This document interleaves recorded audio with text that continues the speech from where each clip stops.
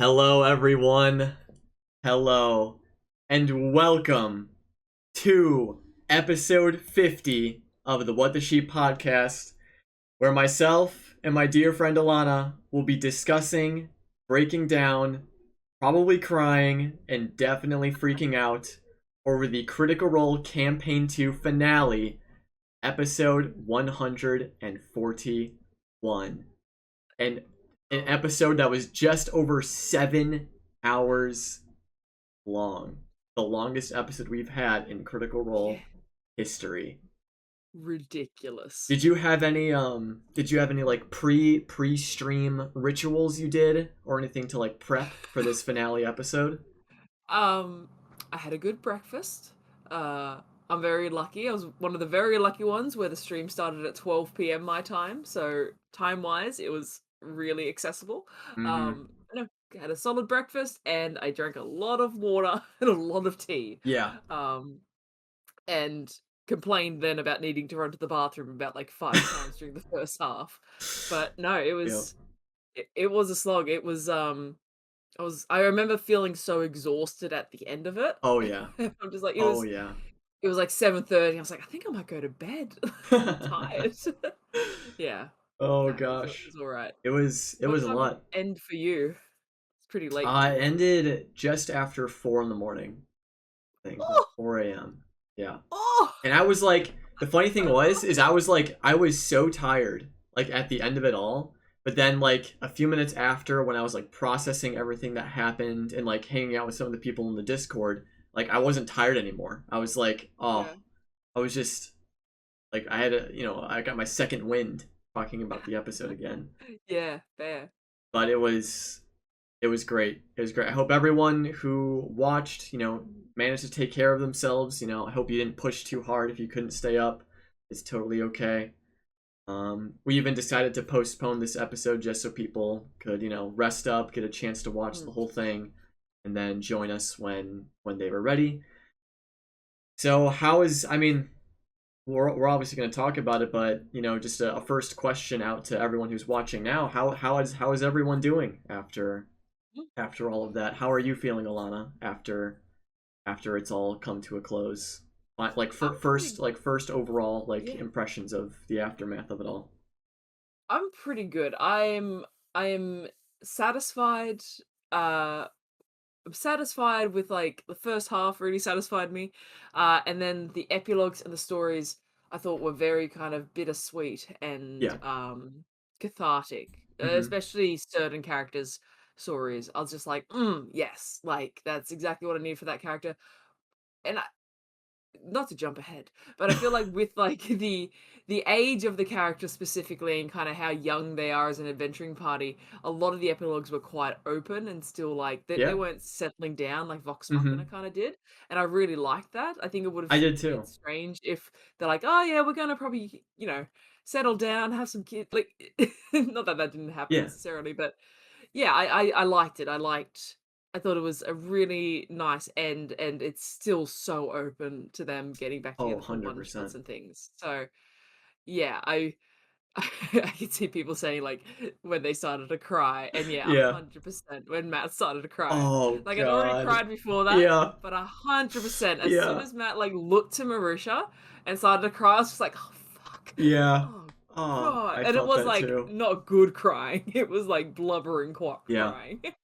Hmm. um, just Hmm. that, yeah. But no, it was good. I felt very cathartic about it. Yes. And I'm sure everyone has their feelings towards the Hmm. Mighty Nine, but they were super influential to me a few years Yeah. ago, and it's just so nice to be able to finish up the story with them. Yeah. Yeah. It was wonderful. Definitely similar sentiments from me as well. Everything felt very nicely wrapped up, and it did. Like were you saying, their endings were very open. This felt like while it was the end, it felt like an endless opportunity of like new beginnings with all of their Yeah. different things they were doing. So it was definitely nice. But oh boy, are we ready to begin going through this episode? So long. This was a It's long one, so y'all. long. This was a marathon. It was This was a marathon of combat. an episode. Like, There was a full combat. Oh, this was a hefty boy. That's what this one was. yeah, But it's all right. There's no rush. We need to absolutely savor this finale episode yeah, of Critical Campaign 2 because I remember, in our early episodes of Let the Sheep podcast, we had, mm, thrown around a few comments there like, "Oh, yeah, can't wait for the final episode of the campaign when we're just sobbing live on stream and all that stuff." yeah. And look at that. Like here we are. Here we Keeping are. it together And it's for so now. interesting. It's like such a weird feeling because I feel like I still haven't like fully processed that the Mighty No, Nine story is yeah, done or like the live streams are done. yeah, Um, because like it's one of those things where it's like you never think it's gonna happen. Like when the campaign was happening, it's like yes, there will be an end, but it's not now. Like the end hasn't happened yet. Like we still have episodes. Like I'm in the denial stage where I know yeah, it's over, but I feel yeah. like there's still gonna be more episodes coming. So it hasn't hit me yet. So next Thursday when there's no episode, I feel like it'll Yeah, hit it's gonna me. be rough. I think it's very much that because of how different it is to the campaign one ending. The campaign one ending had a very strong sense of finality to it, Mm-hmm. because of the characters they lost, because of, as I said, them settling down and moving on and essentially almost retiring. And that felt earned and it felt like Mm-hmm. that was the right choice for those characters. So with these characters, going on and essentially going into new places, yeah, it doesn't feel like the end because it's really not. It's just the end Yeah. of what we see of their story. Yeah. So I 100% get that. It's like, oh, great. Like, what a lovely story. Can't wait for next week to see, Yeah. Yeah. Yeah. Thorpe Yeah. and Jester and all this. And yeah, Mm-hmm. it's interesting. I think, oh mate. Yeah, we'll get to it. We'll get to it. Yeah. Like what happened Yes. with all the characters. Yes. So Yeah. with all that being said, let's start up with the very beginning of this episode where the party leveled up, level 16. Yes, that was Um, awesome. That was Nothing, yeah, u- unexpected, but should have been, I think. right, yeah, yeah. Yes. I would probably consider defeating Lucy in a milestone. Maybe, Yeah. well, maybe not, maybe not. Got 5 Arguable, XP off. It arguable. was a real Yeah, shame. yeah, definitely. But yeah, I think my favorite thing about that level up was Veth taking a level in Wizard, Oh, following so in Caleb's footsteps. that's so Super sweet. sweet. Yeah. It It's got very very nice. kind of Vax taking a level in Druid vibe. Yeah, yeah, yeah, yeah. Um but Sam no, Sam had a couple of heavy mm, one-liners and stuff that and like just things that he did in character that yep. were in classic Sam Riegel, in the classic Sam Riegel Yeah. sense. But obviously we'll get to all that. Yeah. Not a Um, finale unless Sam makes Liam cry. yep, that's true. Yeah. That's true. Yeah, we'll get into it, but I saw a We'll bunch get of into it. comments But no, people that were was making really about cool. that. But that So we was yeah, got let's do what we normally do for level up. Quick rundown of what they get. yeah, It's super easy. It's mainly yep. ASIs. No new spells except for Hmm. Caleb can get some new spells, but ASIs, except for Veth, because Veth took Wizard, so just gets the spell casting, and Ford took the feat when he got 4th level Paladin, so he Yep. got mobile. Mobile. Which is pretty good. Mobile's Yeah. real Speedy fun. boy. Speedy boy. Yep. Um, see, Ding Dong Ditch essentially the feat. You can hit it and Yeah. run away. Yeah. Pretty Um, much. but no, it was really nice. I think it was a nice way to kind of at that level to level up without any kind of massive character changes, Hmm. but just to give them that little health boost before the fight. Um, because Yeah. yeah, it's not like they got new features or anything that was super important to their characters, which I Hmm. liked. Yeah, Yeah. It's a nice little HP boost. I think most of them just took, ASIs and stuff. I think yeah, Jester just bumped her int. I think Bo did Constitution or something. yeah. Yeah. That was Nothing, good. nothing crazy. But now into, the more meteor side of this Mm, episode. Um, we have obviously Molly in a way returning. yeah, And it was heartwarming to see Jester, Bo, and Yasha really try to ease him into the land of the living mm, once again, since obviously he has no memories or really anything to go off of. They're just taking it really slow with him, yeah, trying to, evoke some kind of memory, but yeah. It nothing was it there. was again wonderfully acted by Taliesin. Just that kind of not so much infantile, but that kind of youthful, like doesn't know what's going on, but still has these connections. When it's a bit later on, but like when Yasha and Bo were talking about him, and he just brings up flowers to them, that was just Hmm. like such a beautiful little scene. But I really enjoyed them trying to figure out how to engage with him, how to speak to him, and eventually dealing with what he became. Um, Yeah. yeah, no, it's nice. I liked yeah, I like them getting back and just having that sigh of relief, and the clays coming out and welcoming them back, and Hmm. um that them mentioning how like it doesn't feel like anything's changed.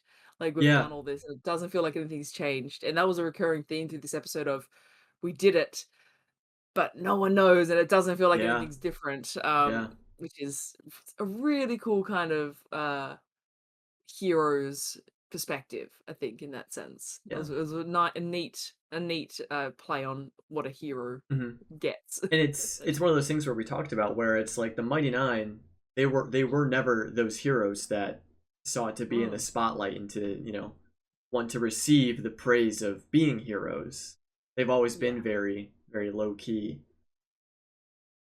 So yeah, it's just a very fitting theme for the Mighty Nine as a whole to, save the world, but yeah, no one's the wiser, yeah, as they put it. But it was very nice seeing the reunion of Caduceus and his family, yeah, and how proud Calliope is of Caduceus, while she probably won't show it since she has that personality of yeah, not showing that emotion. But Matt just did such a wonderful job. Well, they all did a wonderful job this episode with all of their acting and stuff. But Matt was just on a whole new level of amazing in this episode yeah. in terms of becoming these different characters. Oh, Um, yeah. Well, he had so many to get through because yeah, they're he had a all over the lot. place. So many NPCs.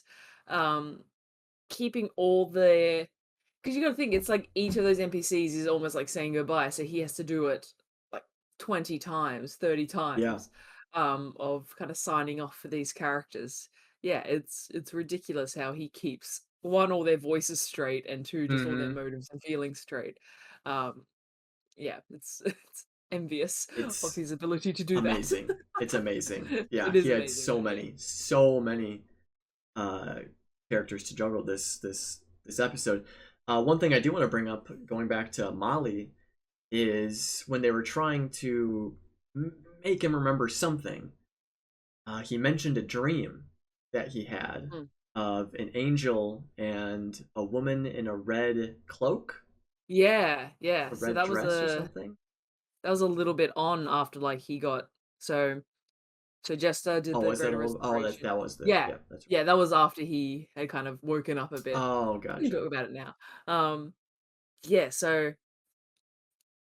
I don't know. I don't know what that is. Like Yeah, no idea. is it could be I see people saying like maybe Cree, but like I think it might have been someone completely Yeah. separate. Like Hmm. uh and I think that's just something we're not going to know. Um, Indecisive, I thought that too. Is it this woman who saved Caleb? I'm like, it's that woman from all their Oh, backstories. wow. She's back. Um, I don't know. Yeah. But that was a really cool thing. Ooh, the Moonweaver. Ooh, maybe it's like Ruidus in Oh. human form. Um, Oh. Yeah, yeah, I don't yeah. know. We don't know. And I'm not certain we're gonna get an answer on that. Probably not. Um, but yeah, that was interesting. Uh, Don't oof, really know what to that make of was it. yeah, that was when Molly woke up again. It was like, "Oh, Molly's back." Oh, Yeah, like yeah. I love Oh, wait. everything about Kingsley, Hmm. but it felt like a little bit like losing Molly again Yeah, for a it did. second. It did. But then you realize, oh, they're so similar to Molly, clearly the same Hmm. person. It's just this new form that they're taking Well, from yeah. So, because the thing life. is when Molly was born the first time, Mm, it wasn't Molly. It was he. He was an empty soul, Yeah. essentially. Molly was Yeah. formed through the connections and relationships he made through the Mm. circus and stuff. That's how he developed his Yeah. personality and stuff. That was Molly. And Yeah. so when Kingsley was restored, Molly wasn't restored because that Yeah. wasn't Molly. It's Molly was some created other somewhere else. aspect of the Lucian whole, Yeah, like, yeah, the pirate side of Lucian. yeah, Uh, yeah, pretty much. I know, I think it's such an interesting I like, a lot of people were saying in chat, like, "Oh, Kingsley's a Time Lord." Mm. Because he's able to be reborn, has vague memories of the past, but is a completely different personality. It's like, "Oh my Huh, goodness." Yeah. yeah. But I really liked I'm a it. I fan. thought it was I'm a such a fan cool of. way to play it. Yeah, it's such a cool way to play it because it's also not just rehashing the same old character. And Hmm. I think as lovely as it would have been, it probably wouldn't have told a as good story if it's just Molly, like, oh, I remember everything and hello, welcome, I'm back. I like this idea of this new character being able to forge their own way in the Hmm. world. As a level 6 something, we don't know, maybe rogue, who knows. Um, Yeah, yeah.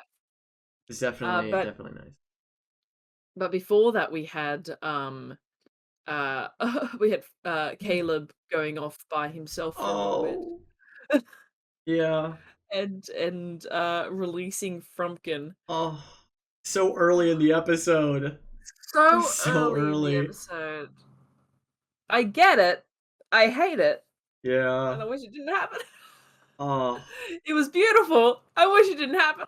I was hoping Frumpkin was gonna decide to stay, but Yeah, yeah, you no. release Frumpkin, you feel the tether release, and then he just stays there, like, Yeah, that would have been. please.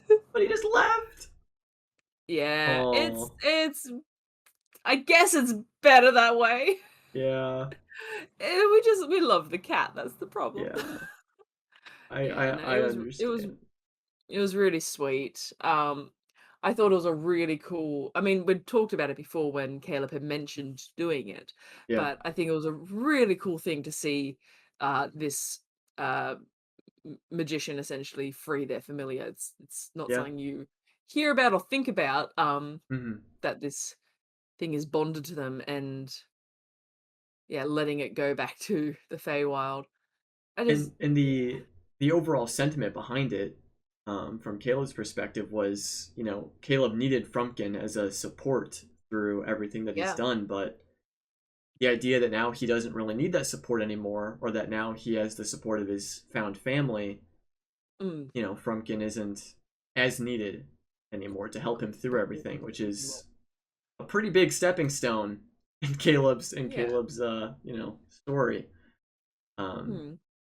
but I saw still, I saw a really sweet tweet, and you probably saw it too because it was Liam responded hmm to it. Someone said, "Did Caleb end up getting another cat hmm in his lifetime?" And he said many. yeah, It's like, oh, you know, sweet. bunch of little Yeah. Frumpkins. Yeah, yeah. It gets up to like Frumpkin the 15th. Yep, Like his naming conventions are very yep, rigid. yep. Um, I'm here for that. yeah, But but yeah, I did like that. It was very sweet. It was a nice because Frumpkin himself was a character, like a character unto yeah, himself. So it was, yeah, that was the first goodbye, and I was like, I'm not ready I for this. know. I know. This is too much. I was thinking that we're gonna say goodbye to Caleb like in the epilogues of all the characters and stuff, but nope. Caleb had to give it to us right in the beginning. Had to do it. Lulling us into a false sense of emotional security of like, oh, this is sweet, sad episode. Like, it's going to be a lot of Yeah, goodbyes for seven yeah. hours. Nope. Unfortunate. Picked Uh, up towards after that. but that's all right. Already emotionally exhausting us in the first Mm. 20 minutes of the episode. But not only were we emotionally exhausted, it was also really Ah, funny to see like all of the characters being just exhausted after their entire journey through Isla and Aor, their battle with the yeah. city and stuff. They were just all just done. They were so Yeah. tired, and Ford obviously passed they, out straight away. yeah. Ford's the dad who gets home from work and just passes out on the sofa with a beer in his hand. That's what that's what Ford was. But it's interesting. It's nice to see that because they knew that they had to put all of their energy and focus into making sure they came out of this Mm, successful and they were victorious over defeating Lucy and all of that stuff. They didn't have time to think about resting or anything like that, and just the immense weight that's been lifted off of their yeah, shoulders after completing this is obviously yeah. very seen. The sense of relief and Hmm. accomplishment, yeah, it would just knock you out. Yeah. Um, no, it was very well earned, but, we we got a very sweet scene between Jester and Ford Ooh. there as Yep. Ford is passed out essentially and Jester returns to bed. Yeah. Oh my goodness. The I it's I want them to play a couple again I next know. campaign. I want them to, like, start as an established couple Yes. Yep. because seeing Yep. them role play romance together is the most beautiful thing. It's Hmm. I mean, it comes from the characters because of how chaotic and Yeah. funny the characters are, but it's also just nice to see a loving relationship, like, Yeah, I know. non-toxic relationship shown Oh in god, media. Um is that like telling to for us? Like, oh, I love seeing like a healthy relationship. Are we okay? we're Are we starved okay? for, like like, healthy relationships. Yeah. No, but it's still just really nice to see clearly 2 role players who love each other, role playing 2 characters who love each Yeah. other, in a very cute, funny, but, sweet way. Hmm. It's nice. It's Yeah. hard not to crack a smile at it. Definitely. Definitely. Yeah. But it was cute gesture like becoming nervous and like fumbling over her words and then Yeah. jokingly casting modify memory Mm. on Ford Yeah. was super cute. Um Yeah. I think, yeah, because it's such a massive part of her character of, being kind of, what's the word I'm looking for? Being very kind of, immature is not the word I'm thinking of, but being mhm. very kind of like open about relationships and sex and things like that and being Yeah. quite um free with it. But Mhm. when it came to like close relationships, romantic relationships, she was very shy and very reserved Yeah. because she didn't have that experience. So Mhm. being able to, it's like it's just carried on throughout the entire series. So even seeing her at the end with the character she like feels the closest to still be scared and still be kind of nervous Yeah. and even later talking to the gentleman about it, like, "What would I do if I said" like, yeah, it's sweet. It's like this It person is just, sweet. killed this massive, almost godlike entity in the astral sea and stressing because someone didn't send "I love you" back in text. Yeah. Like, it's Yeah. It's yeah. it humanizes them even more, makes them even that Oh, much yeah. more relatable. Mm, mm. Yeah, when you do put it that way, like she just defeated a godlike entity, and she's still nervous around Yeah, Ford. It's adorable. yeah. It's adorable and fair too, because honestly, admitting things or even saying things to a significant other in that sense is Yeah, a very daunting, yeah. terrifying. But that wasn't the only sweet moment we had. We had Beth stripping down and going for a swim, Yeah, all on her own, overcoming yeah. her fear. Because similar sentiment. If you can fight a city, you can swim in the water. Yeah, I think it was her finally accepting, like I think it came more as, like, a little bit of this is the end. She knew this was the end for her in terms of adventuring and going out, and it was that kind of recognition of how far she had come, and this Hmm. is the progress she had made. Um, but yeah, it was such a lovely scene of, taking control and growing. Yeah. Like, I did think the entire time as she was, like, floating in the water, Kingsley was literally, like, rolled over his side, like, watching, Yeah. but it was a sweet scene. It was, yeah, good on her. She's It great. was. It was nice. Without the ring, just Mm, just totally chilling. But yeah, then around this part is when they did the restoration thing on Molly, but we kind of already touched on that. Yeah. Again, it is sad to have to say goodbye to Molly again, but Yeah. Kingsley is a hilarious character Mm. in his own right. Not to jump ahead, but a bunch of the other stuff that he did in this episode Yeah. was wonderful. Slightly more chaotic than Molly, he seems. Um, Yeah, surprisingly. but yeah, I think Molly had some not so much reverence, but Molly had some filter, I guess, on Yeah. Molly is like theater kid chaos, while Kingsley is a more like primal chaos. I think yeah, yeah, maybe. unbridled. Hmm. Yeah, Yeah. Molly, I guess Molly growing up in the circus probably had aspects of acting and being a Yeah. performer and being able to hide and project Hmm. some semblance of responsibility, responsibility, Yeah. but like functioning adult. Hmm. Kingsley's very much just like, woo, emotions, let's go. Yeah. Yeah. Which is great. I loved it. I thought Kingsley was fantastic. Um A nice addition to the Mighty Nine, and then in the final episode of the campaign. Um, hmm, but then we had first we had a hilarious scene of Jester messaging both Marion and Yeza to let them know that they're alive and mhm. well, and we had Jester impersonating Veth, and then we had a series of impressions done by the rest of Oh, the Mighty thank Nine trying goodness. to impersonate Veth. That's the cast just having fun, but I Oh love yeah, it. Like I oh yeah. loved it when they do the Caleb's bad at accents. Hmm. Um But it is so funny just like remembering that they're all very talented voice actors.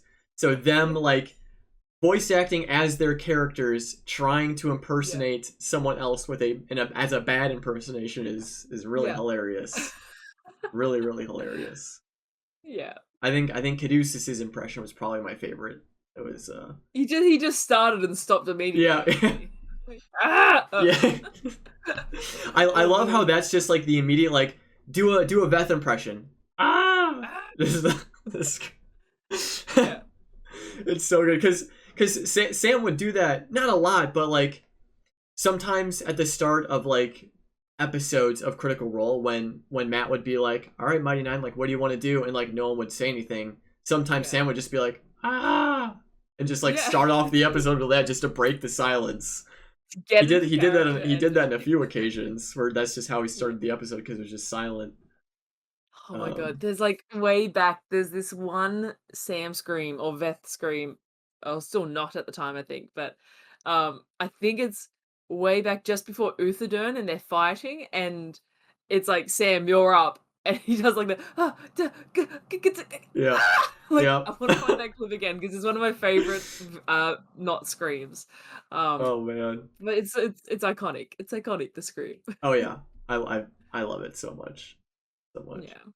Um, then we had who was it? Veth, Jester, and Caleb who decided Yes. to teleport back to Zadash to Zildash. meet up with their families and hopefully bring them back with them. However, unfortunately, that didn't Hmm. happen. But we did get some very lovely scenes with Yeah. these reunions. Some some wholesome, funny scenes with Yeah, it was almost, yeah, early campaign Jester again with her yeah. mother and the gentleman, uh, yeah. And hey, That was the interesting. I still don't know how I feel fully about the gentleman because it's such a yeah, conflicting character of like, ooh, suave and sexy, but yeah. also really shady and Also really very not shady, and good. he has probably done some Um very, very bad things. Yeah, so it's hard to kind of like fully like that character. It's you Hmm. can appreciate them as a nuanced character, but it's also just like just as happy, so I'll enjoy just to being happy with this one. Yeah, and Yeah, Marion kind of alluded to that as well, where it was like they both lead very, very different yeah, lifestyles, so it's while their romance is a fun little thing, and they might actually deeply care about each other and love each other and stuff. But, Mm. because of the life the gentleman leads and the life that Marion leads, it's very hard to make a steady relationship work out. And Yeah, definitely. And I think that's a pretty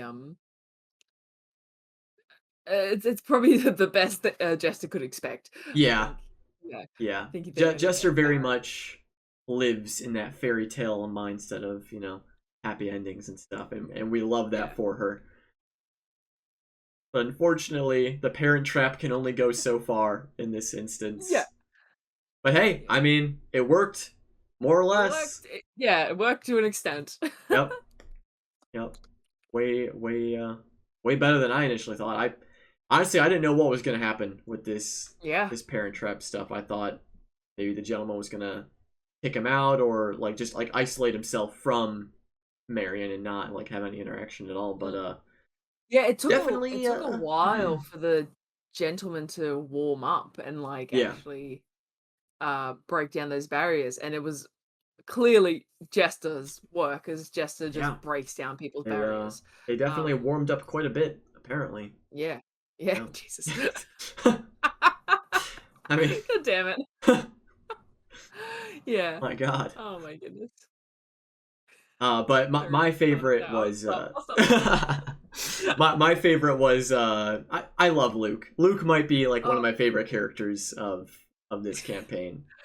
I love his voice. Whenever Yeah, Matt does little kid voice, it yeah. should be weird, but it's not. It's so innocent and so perfect. Yeah. And there's just It's that like like I hint of mischievousness to it. I think it's the way he also like he goes fully into it. Yeah. That's why he's such a good actor. So like he's like excitedly acting like a small child. He's just so cute. Yep. Uh Yep. um that And kid's gonna be a danger. oh my Let God, me tell you. that kid is going to be a handful Yeah. when he's older. Already stealing, he had a collection of stuff that he stole. You gotta think like he's already got rogue-like tendencies. His Yep. mother's an incredible rogue. His father's an incredible alchemist. His like uncle is essentially a master wizard. Oh my, His Luke is other gonna. his other family friends are a pirate and a sea captain Yep. and a master detective for the largest library in the continent. Like, yeah, he's this kid has got connections. Yeah, This kid Luke is is going going to places. be a force to be reckoned with. He gets Yeah. older. It's good. I just want to see. I want to see like the misadventures of Luke, Bernardo, and TJ Lionette. Oh, Because yeah. those two kids, oh man, they're Exandria better watch out. Exandria and beyond better watch I out. hope I hope there's some kind of follow-up in the wrap-up of this is jumping away. Just because you said TJ.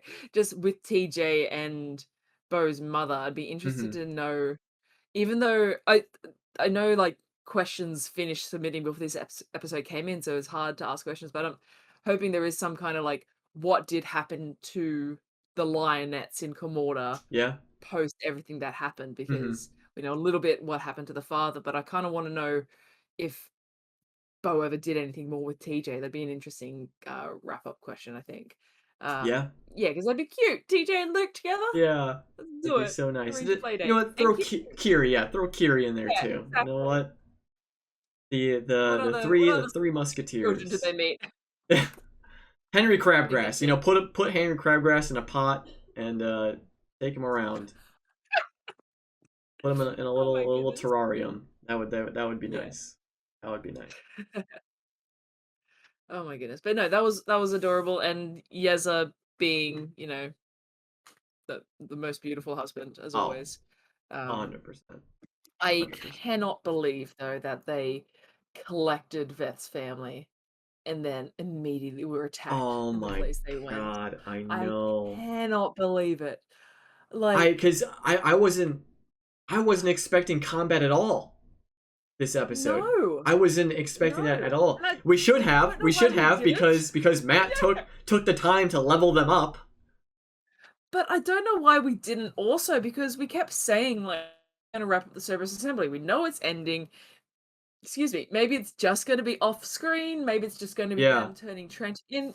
this is such an easier way to wrap up Trent's storyline, Yeah, just have him fight them, and it makes sense, he was following them, he was tracking them, and he was yep. ready to go, and I think at this point, like, he eventually said, like, "I'm erasing my failures," like, Oh my god, it and was so we never thought that Trent was just gonna be straight up, "I'm done with this shit, like, yeah. I'm gonna take But you out." it was so cool and hold that thought. The I'm just gonna do away with my failure and stuff and just kill you Yeah, yeah. outright.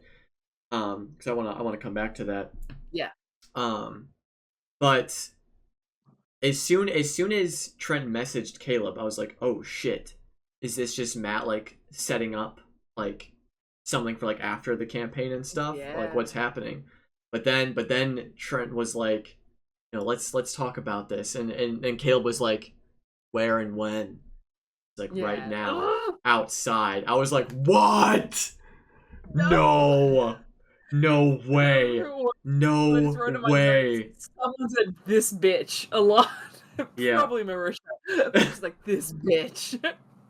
I was there were a few moments in this episode like my jaw dropped, and that was one of Yeah. them. The outside right now. I Yeah. could not believe that was happening. That this was No. happening. And, And then that he oh, set the house on fire too. Oh my god. I can't. I mean, Like, obviously setting it out to like pressure them to come outside, but yeah. also we obviously know Caleb's connection to fire and houses And he was burning. calling attention to it. He Yeah, was rubbing it in, like, yeah, we don't want a repeat of last time. yeah, Like, yeah, oh, like, I record myself when I watch Critical Role in case there's any good reactions. yeah. That was a strong reaction that I cannot release because I said things that I can't be released. Um, and I was so angry. I was so Yeah, angry, and to think that you can't possibly be more angry at Trent Ickathon as a character. yeah. I was just like, I hate him so much. Mm-hmm. Oh, I what's funny is I felt that too. I was like, you motherfucker. But then also yeah. immediately I was like, yes, let's go. Let's Oh, go showdown. The Trent versus it was Caleb showdown. exciting. I was so excited. I'm like, "Yep, we're gonna finally do it." And then he cast time stop, and I was like, Oh, "Uh-oh, that's not yeah. good." That whole Um, it was because we've only ever seen Trent in like in mm, a formal casual setting, We haven't seen yeah, him in like a battle ready mode. yeah, Well, we did back in episode 12 when we saw him flying around with I think Ormit Haas or something like that. yeah. Um but we haven't like seen him getting ready for a battle. And so Yeah, when Matt it's described scary. when they stepped outside and then Matt described him flying, floating around, and then like the medallion around his neck, it felt very final boss like cinematic Yeah. stuff, because then when he did the time stop, the Dunamancy field and stuff falling around, and then coming out of the time stop with the shields, the There's crown of stars, everything it going. was like, Yeah, oh fuck, this is like a level 20 wizard here, ready to fuck yeah. some shit up. This is not good, and this is someone that has come prepared Yeah, and caught them off guard. yep. Um, oh my I goodness. was terrified, but I was like, let's go. This is what we have been waiting for, the showdown between Trent and Caleb, and it's actually happening. Because again, I wasn't like mentally prepared for a combat to happen. So it was just like a surge of adrenaline, like, oh shit, this is happening right now. Yeah. That was terrifying. But yeah, this was and oh, so heartbreaking also. The when the combat was just kicking off, and Veth turning to her family, as we were saying before, and Veth being like, I'm sorry, like, just as before, I need you to keep running into the forest while I stay back and Yeah. Oh fend god, off the yeah, like, danger. The callback to she she said, like, "I literally can't believe I'm saying this to you right now, but yeah. you have to leave." Oh, Um, oh god. And mm, then yeah, Ford's then he's going to divorce you. yeah, Oh god. fair, like, Yeah. this would be grounds for annulment. Yeah. Oh, Sam is just so good at those soul punching lines, Yeah. and that was another one that called back to when she originally had to leave them when Ugh. she turned into a goblin and all that stuff. Oh, Ah, God. oh, If I'm like if I'm feeling upset and I know I need to have a cry in order to feel better, I'll go and watch her story oh because yeah, I'm like, it'll always make me yeah, cry, and then I'm like, now I feel better. yeah. Um, I feel yeah. I'll do that too. I usually watch campaign 1, The Bard's Lament. I watch Oh, that I whole can't scene. rewatch that episode. Yeah. It makes me too nervous, too anxious. I'm like, It's people it's so good dying. because it makes me feel all of the sad, but then we get the amazing satisfaction of Terry showing up, and it Yeah. just it makes it all much better. But this is campaign 2 we're talking about here. Um, but Uh, I mean this combat delivered in every sense of the word. Um, yeah. so, but before in the beginning of this campaign, jokes were thrown out about counter spells being counterspelled and stuff, and they were like, "Oh, that's So great! good. Can't wait to fight all the high level wizards later in the campaign. It's just gonna be counterspell, counterspell, counterspell." Yeah. Um, and I mean that pretty much happened in this Yeah. combat. There were We several had moments where counterspells were counterspelled. we had like 5 casters that were capable of counterspelling, so Yeah. it was gonna go off. It was really cool. Hmm. Counterspell's such a sexy spell. It's oh my god, it's it's the best and the worst thing depending on who's on the receiving end of the Yeah. of the counter spell. Um, but such an incredible fight just as an overall. But yeah, those the words that Trent was saying to Caleb, like I can't let you live with the knowledge that you know. It's time to erase Yeah. my mistake. I Um, think and we don't oh god. Again, hopefully in the wrap-ups we get some kind of understanding of Trent's feeling towards Caleb, like because he's always been so smug and he's always been so like I made you, like even now you're a result of like what yeah. we did together. And even at the end, he's like still smiling like an absolute jackass. So it's like I want to know how much he believed, how much he was telling the truth of Hmm. his feelings towards Caleb because I think before he was very much like he wanted to welcome Caleb back into the fold and be like, "Yes, I created this. This is my protege, whatever." But him saying like, "I need you know too much," like I think Hmm. it's him picking up on this guy could end me. This guy could uh Yeah. one like yeah in the court of law this guy could end me. Yeah. And I think it was yeah him trying to scrub his he said his mistakes. I think that's him just laying it on Caleb because I really don't think Trent thinks of Caleb as a mistake. Hmm. I think it's more just like he sees him as a threat. And Yes. when it Yeah. all comes down to it, Trent wants to survive and is like Yeah. a tries to survive. Um, And the I don't know way enough about his character. I want to know more. again, the way that he was phrasing it and stuff, he was making it all seem like it was Caleb's fault. Like you're the one who failed. You're the Oh, one who didn't live up to the he's an expectations and all that abuser. stuff. It's Yeah, oh my god, he's so yeah, icky. he's the worst. And, like, I know Matt has said he doesn't like playing the, asshole dads. Like, he said, like, Yeah. Harry's dad was really hard to play and Bo's dad was really hard to play. He seems to some extent like playing Trent just because he is such a, sickly, evil Yeah. character. Hmm. I feel like asshole dads are almost too close to reality, but evil wizard Yeah, like is, pure like, maybe a little evil. bit more removed, so it can be a little bit more, Yeah, you can lean into it easy a to bit more play. because it's like it's so bad. Yeah, Yeah. but he's just gross and he is evil. Like it's in this Terrible. Grey campaign, this guy is evil. It's hard to find any redeeming quality for him. Um Literally cannot think of a single redeeming quality for this None. character. Uh and not to jump ahead because I want to talk about this scene, but Hmm. his like inability to empathize is like Yeah. so telling of what type of a person he is.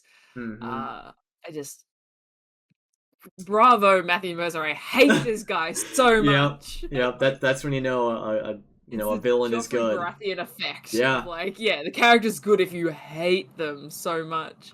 Um, Oh, bleh, bleh, not bleh. good. But so many like chill inducing moments as well. Like bad chills included in that. Like when just when Astrid and Aod will both appearing with a counter spell, stopping Caleb or Oh, any other members from doing something, and just be like, just oh no, like Astrid and so Aod are angry. here and they're not Yeah. on Caleb's side, like they're against him here, but what's interesting is when Jester dominated Astrid, Mm. and I turned her to our side, and Matt was like, her No her real expression doesn't delineation. change. There doesn't really seem to be any change. It's like, okay. Yeah. So she never really was here to stop Caleb, and Mm. really, I didn't think that either. Yeah. I think Trent brought them there as just like another like way to throw a middle finger at Caleb, like, look who I Yeah. still have under my control and who are now going to help me kill you, your old friends. Yeah. It's also like I wonder I get why. I get the meta reasons why, but also I like to think maybe Trent was so I don't have the words in my brain today, but just up himself. Arrogant. So that's the word. So arrogant to think that he only needed these two people with him. Yeah, Uh because he's got an army of wizards. I was terrified there was just going to be like 10 other wizards hiding in the yeah. bushes ready to fight, but obviously Matt wouldn't have done that because that would have been terrible. But I think character wise, yeah, it's Trent's kind of arrogance of, I've got this. Like, I don't need this. These guys aren't a threat necessarily. Hmm. Uh, it would have been interesting to see how the fight would have played out if it didn't end when it did. Because I think Hmm. probably he was going to hurt them a lot as Yeah, a level 20 wizard. But yeah. no, he's But arrogant. actually, I don't really know because it seemed like he just wanted to get rid of Caleb. I mean, he's pure evil, so maybe even if Caleb died, he would have just killed everyone else anyways. I think scorched earth. Yeah, I think he wouldn't have let anything left anything. Yeah. Um, but just brilliant pre-planning because they didn't really plan this fight. They didn't have any time to plan this fight. No. But obviously, way back when Caleb finished fixing that collar, Oh, giving it to so Bo, like good. whenever this fight happens, you have the collar to Yep. do what you can. And so even though there was no planning before this combat took place, like Bo knew exactly what she needed to do. And I Beth mean, they was were probably ready. texting each other and stuff, but they all knew what needed to be done. All they had to do was stall Trent until Bo And was able to do yeah. something. And they did it again. It was his arrogance. He was just focused on Yeah. Caleb and he was focused on what was in front of him. He didn't don't think he turned around once. Like, I mean, I get it because the gate definitely helped. The Oh arcane yeah. gate. Excuse me. The arcane gate definitely helped. And also you got Bo and Veth who are quite stealthy. So that definitely helped. But still just the fact that like Trent's last spoken words was like, "What is this?" Which is just great because it's just Yeah. him on the back foot, not knowing what's going to happen, Yeah. being ignorant of something. Mm-hmm. It's I so really like good. that. It's Yeah. really good. Yeah. Um. Eek. But I But no, loved. that fight, Yeah. Yeah. like It high was. level magic. It was like, how the hell do they fight this thing? Because they were throwing everything they could, and he was invulnerable. He was resisting. He would. Crown of Stars is such a fucked spell. Like it's Yeah, and that to too. fight someone with it up, like they got some clutch just spells going Hmm. on, which was really useful. Because without it, like yeah, obviously they had to get rid of the invulnerability. Because what are you gonna do? Like you literally can't damage this guy Is the with it. spell literally called invulnerability? It's a ninth level spell. It's Oh. invulnerability. You're immune to all damage for 10 minutes. Uh, so it's yeah, it's essentially jump in a volcano spell. You Like, That's ridiculous. that's his 9th level spell. Time Stop's a 9th level spell, but he used the gem for that. Yeah. And then, yeah, Crown of Stars, I think, is 7th or 8th levels. But it's essentially like bonus action bombs. It's like Yeah. you can Pretty just, pretty hard hitting bombs at that. especially with a crit. I mean, oh my Oh yeah. goodness. Oh yeah. And to be fair, Caleb would have died this fight if it Ooh, weren't for the clutch our favorite Death spell. Ward. Oh my god. 2 times in a row has Death Ward come in so clutch, Death Ward is amazing. so good. My god. Um that would have been, because again, that's like that's combat changing. That's story Yeah, changing. I mean, yeah. It Caleb wouldn't have died there. He just would have been unconscious, but it gives you the action and the turn. You're saving the action of having to revive him, and you're saving his turn so that he's not making rolls. It gives you that extra step of yeah. we now have more available to us. It's Yeah. so clutch. And I So think, clutch. like, I really don't think I was too terribly concerned this combat, because I always thought in my mind that Astrid and Aodwolf would come through for the 9 in the end. And again, it's still like a 9-on-1 essentially Yeah. versus Trent. And I think what helped is that because Trent was only taking 1 turn, he didn't have legendary actions. He didn't have like things Yeah. he could do in the in between. So he really wasn't doing a whole lot while the party was doing Mm, their plan setup, when they were doing their own turns and all that stuff. yeah. So Trent was still at a very, very heavy disadvantage. Mm, But again, I think that just goes to show his arrogance in the yeah. moment, and But that totally underestimating the power level of the Mighty Nine.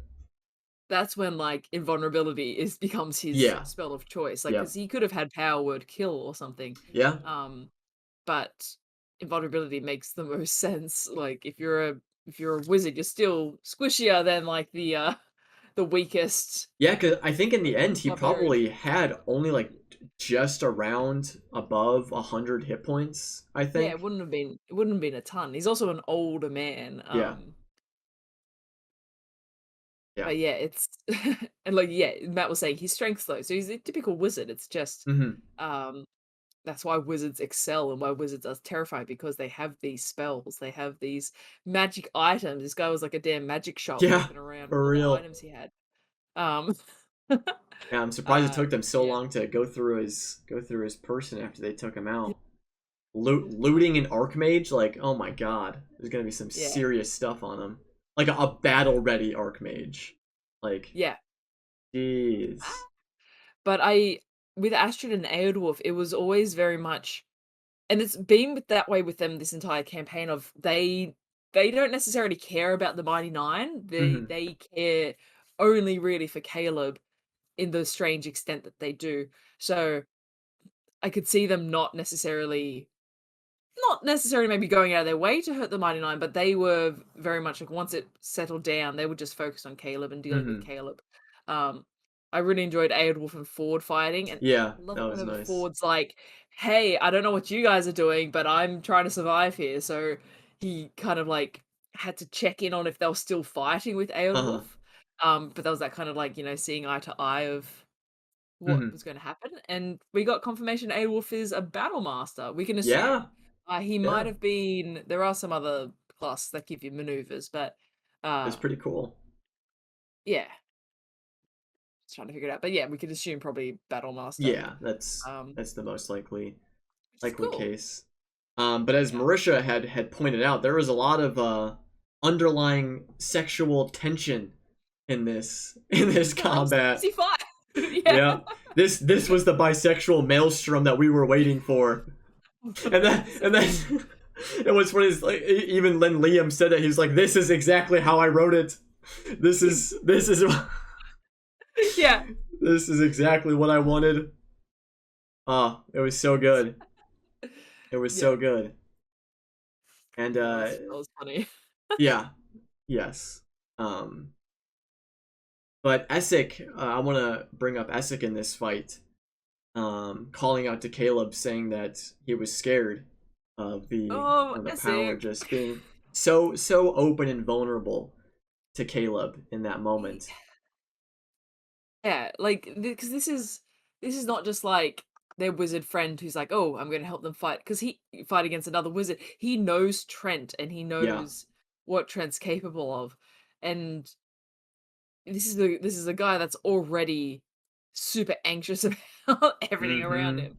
Mm-hmm. So, that was beautiful. Man, like, it took me a while to warm up to Essek, like, a long while Yeah. probably to warm up to Essek, but I really like that character. It's such a cool Oh, I character. know. Ever since they've met back up with him in Isocross, I'm just like, yeah, Mm-hmm. this guy's pretty good. Yeah. Um, He's so cozy. so yeah, yeah, I think it's just like since he kind of dropped the facade of control, Yeah. he's been um more and more likable, I guess. Just yeah, because he's always kind of, especially in Jorhas, he was always very much like he's in control. He's the shadow hand. He's quite aloof. He uh keeps him at a distance. But yeah, ever since he's opened up a little bit more to the Nine, it's just yeah, what a great character. And it's taken time. Like they've Yeah. taken a while to earn. But it's yeah, it took a while to earn this Essek. Mm-hmm. Um, but no, it's so good. Such a cool NPC. But it feels like Matt's PC essentially. Yeah. That's kind of how The I NPC. was seeing it as. Um and it does feel like Matt put a lot of heart and soul into Mm. crafting Essex's character, especially with the emotion that he felt uh, later on in the episode, Yeah. um, after the fight and stuff. But yeah, what a wonderful character. Um, but back to this the fight. Mm. At a certain point, it did seem like things were turning in the favor of the Mighty Nine after Yeah. they were able to dispel some of the stuff, and Bo Yeah. was primed and ready to uh to begin. Such such good move. Yeah, Such a good the move. the fan to propel her the final 15 feet that she needed. Super The clutch. glue? The glue on the inside of the The collar? glue was huge. I don't know if they ever discussed that plan. I knew they discussed the collar, but I don't know if they ever discussed using glue on the inside of it. That That was is really smart. horrifying. that, Yeah. that glue's probably one of the scariest magic items in I know. D&D because it's just like that's not coming off. That is Yeah. Where did they get that glue? I already forgot. Was They that got the from sovereign glue. what's her face? Creepy finger lady? I'm not looking at Isharnai? chat. Or No, no, no, Shan, the other one. I know who Kiona the Keen. Kiona the Keen. I think it might have been Kiona the Keen. Okay. Oh, Tamar says it was. I'm Yeah, gonna go with Tamar. I think it was Kiona the Keen, yeah. that's a dangerous magic item. Yeah. And that's just Yeah. dangerous to put into the world. Like, Yeah. not even Yeah. offering any of the solvent And to go what's it with like it. only That's a just like wish spell can get and rid of there's it or a something? universal solvent, but it's like even more rare than the glue Oh, itself. okay. Yeah. Yeah. Jesus. Yeah. Yeah. That's pretty rough, but yeah, they were able to pull off that super clutch maneuver. And even like I know that like Trent is an old, weak, frail wizard. Even when like Matt had Bo roll like that grappling check, I was still like, oh god, Mm. oh god. Oh god, Like she's yeah. probably gonna get it, but what if she rolls like a natural one or something? Like, Oh my oh god, she's Jesus. thrown to the ground and he destroys the collar and yeah. Yeah, because like it was all riding on that. Like Yeah. they may have been able to defeat him even without the collar, but like it would have been way harder, and people may have died if they Oh yeah. weren't able to. Because Caleb Caleb was was at pretty done one. at that point. Yeah. Caleb was at like 1 HP. Yeah. That So would have been hard to keep him up at the very least because that would have been targeted attacks. yeah, at Um that point, I don't know if there's any like spells that like insta kill if you're brought below a yeah, certain the, HP. there's a lot of necrotic spells like that. But I'm sure Trent probably had something that would have I insta mean, killed him. disintegrate. He could have just cast disintegrate Oh at yep. Caleb. Oh my god. Yeah. uh didn't that happen to Vax? Yep. Also, yeah. In the first Vecna fight. Yep. Yep. Ah. Yeah, and yeah. We're all messed up. It's pretty. That would have been pretty good. Pretty good. Man, Liam. That would have just been the icing on our like, oh, give us the angst. Like Yeah. a nice little Yeah. callback to us requiring Caleb angst. Because it's You like don't want Caleb to die. But if you Caleb's could, slightly disintegrate, that'd be cool. yeah, Caleb's constant with all of his characters, sad, angsty, gets disintegrated. Yeah, Oh. yeah. Yeah. That's I'm seeing a trend here. I'm seeing a pattern in Liam's characters. Yeah. Um, but luckily we didn't have to worry about that because they were able to latch on that collar onto Trent. Yeah. And as soon as that happened, I was like, okay, we're Okay. chilling. But then I forgot they had to activate it, and I was like, oh wait, Exactly the same. I'm like, we're sweet, we're good. Wait, what? Like, wait, it's not on. Yeah. Wait a minute.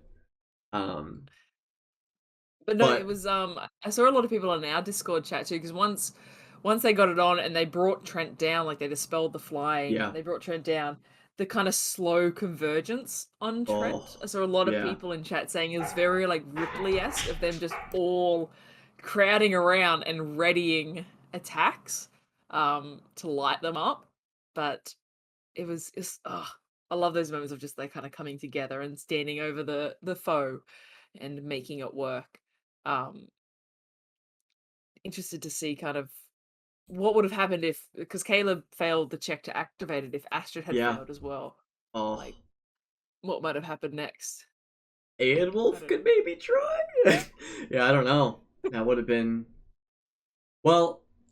Because the thing is, it probably would have been like a basically an insta kill on Trent because everyone was prepping, their They probably would action have killed him, yeah, I to think. as soon as he moved, he would have.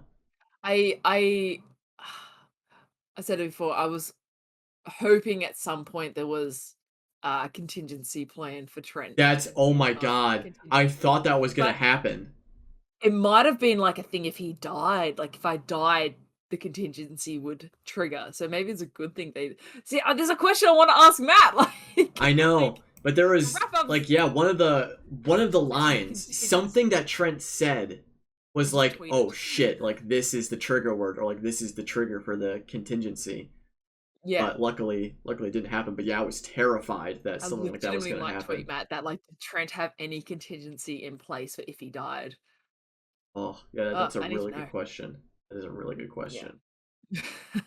But it feels like I don't know. It still feels like there's something that Trent Because has he's planned. so smug and he's just, smiling about it and acting as though he like won. Yeah, It's frustrating because it's like and I get it's like Yasha was like talking to him like, "Oh, you think you won?" And I was just like, I'm still not comfortable with this because he's it's great to tease him and everything, like, tease the yeah. asshole. But at the same time, it's like And oh, here's the comment that I wanted to come back to when in the beginning of the fight when Trent was like, you were a failure. It's time to mm, erase this mistake and stuff. And then how he immediately turns it around after he's been defeated. He was yeah, like, like "This is exactly what I wanted. This is exactly yeah, what I wanted you to do." And it's like, dude, exactly. shut up! Like, Yeah. you got your ass How do kicked. you not? When Matt because I misremembered the collar. I thought the collar cancelled out magic, but it was Hmm. just it made him mute so that he couldn't cast. Yeah. I when he started like doing the telepathy, I was like, "Oh no, is this like something he can just do? Like, is Hmm. this something that's gonna plague Caleb forever?" But thank God it was just a ring. Like Yeah. that Yeah. would have been dreadful. Hmm. But no, he's the worst. He's gaslighting even while he's down. He's a broken person, and I Yeah. hate him. Yeah. That was that was no bueno. But Yeah. I loved Matt playing as Astrid in this scene. It was so Oh, so so good. good. Like you could just feel all of the pain and anguish and torture that Astrid endured while under Trent Ickathon in that scene. Yeah. Just the raw emotion and this scream as she threw down the knife after Bo and Ford talked her out of killing Trent in that moment. How much like Mm, strength and willpower that probably took for Astrid, because as multiple people probably have said, is Astrid probably got the worst of it all, mm, because yeah. Caleb was able to get out. Caleb probably got a terrible, obviously terrible things happened to Oh, Caleb, yeah, but got Caleb out. got out of Like, there. yeah, Astrid and Aelid Wolf were trapped. They were stuck. yeah, Um, and so it was. I can't imagine how it must have felt for Astrid in that scene, being able to kill Trent in that moment, not following through with it was that was intense. That was really yeah, that intense. Matt's scream was just like, oh, Oh, it like that. was like it hit my I think even soul. like it was like even Travis or Laura, someone's just like, oh, like Matt, Yeah, like it was like out of character that reacted to it because it was yeah, so powerful. Yeah, such an mm, interesting character, Astrid, because even then you're still not sure what she's about. Like I think Caleb said like they're Caleb but without the Mighty Nine. They're all this anger and all this mm-hmm, rage and uncertainty and just all these emotions that are unchecked and mm-hmm, now almost like guideless, that's not the right word, but almost um like what are they going to do, what can they do? yeah, uh I like that they stuck together. There was that kind of, yeah, you get a sense that they obviously we know that they had a bond also with Caleb in the Solstice Academy, but mm-hmm, you get the sense that they maintained that bond while working with Trent, mm-hmm, um, which is like kind of nice. It's sad that it happened anyway, but it's kind of nice that they managed to maintain that kind of uh connection, I guess. With it seemed like Astrid maybe was like not in charge, but like she was like, "Hey, Wolf, right, let's go," and kind of calling the shots a little bit, mm-hmm, but yeah, rudderless, that's a good word, Joel. rudderless. Rudderless. Yes, Yeah. that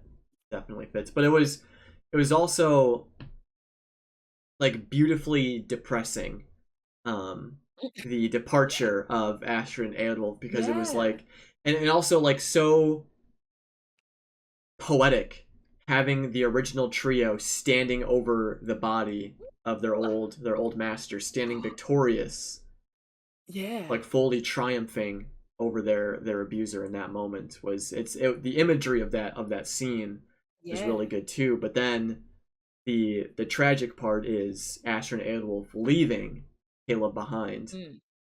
not having that moment of like, we did this, like we brought him down. It was just more sadness. Yeah. And we didn't talk about it, but before that, while the fight was still going on and like they were doing that crowd around with Trent, Veth cast the silent image of Oh Caleb's my parents. god. What? Like I didn't know how to process that at first That because was I think I was waiting to see how Liam would react to it, because in my head I was like, that could be really traumatic, but I think it then played into a very beautiful scene of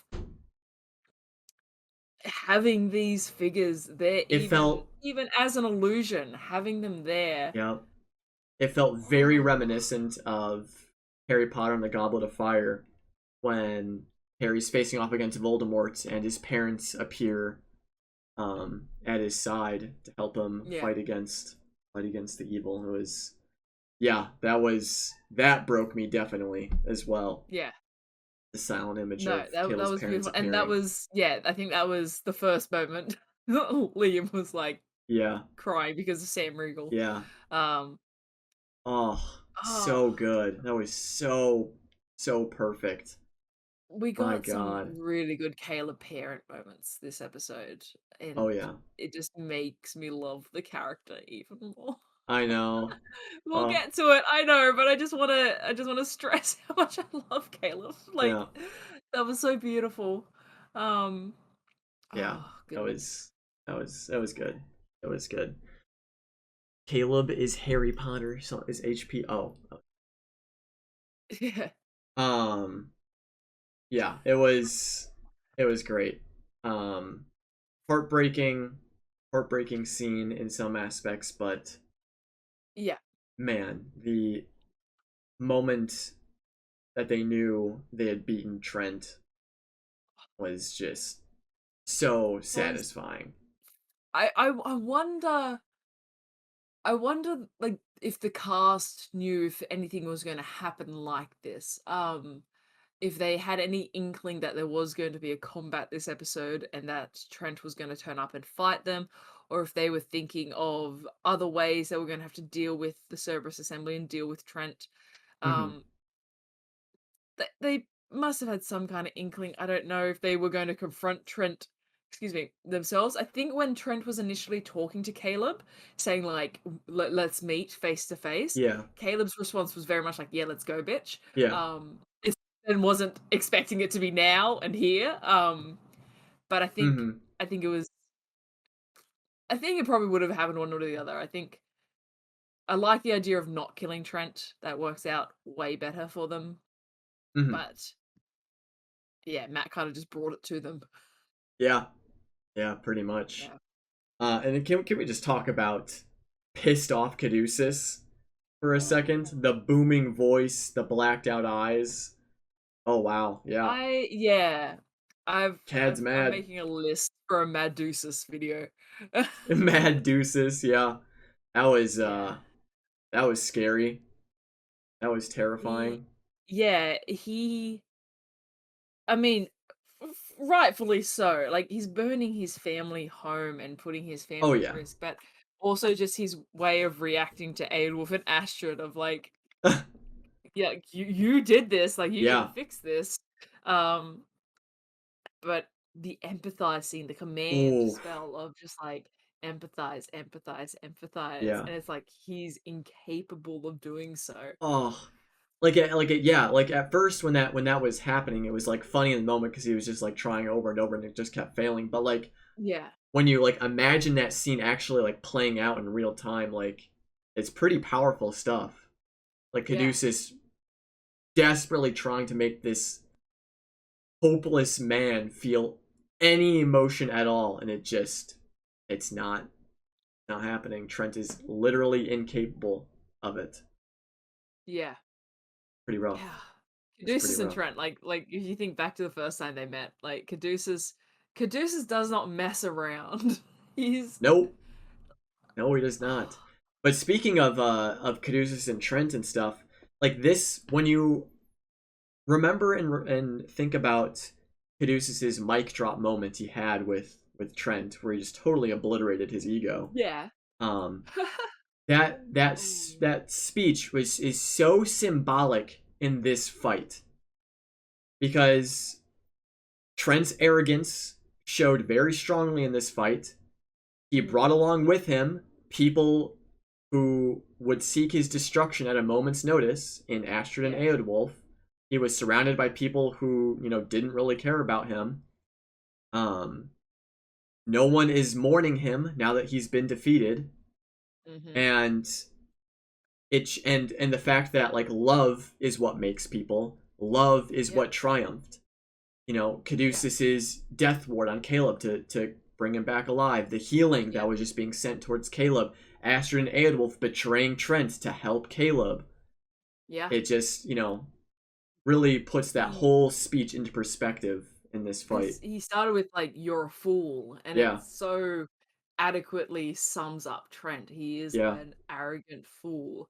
Um, and that's his folly. That was his yep, folly, was his arrogance and his inability to empathize, because yeah, he couldn't relate to how other people might be thinking or feeling, uh or relate in any sense to his own weaknesses or other mm-hmm, people's strengths.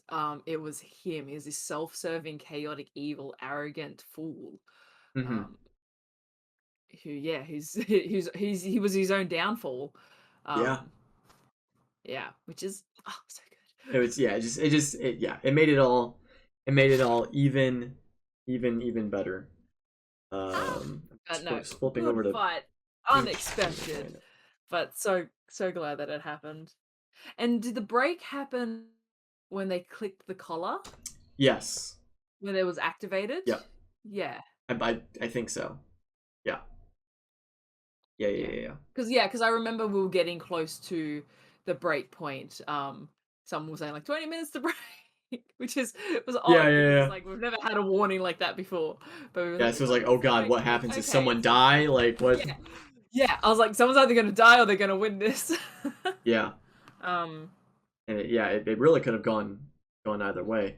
But I loved then Ford casting the like the rain over uh yeah.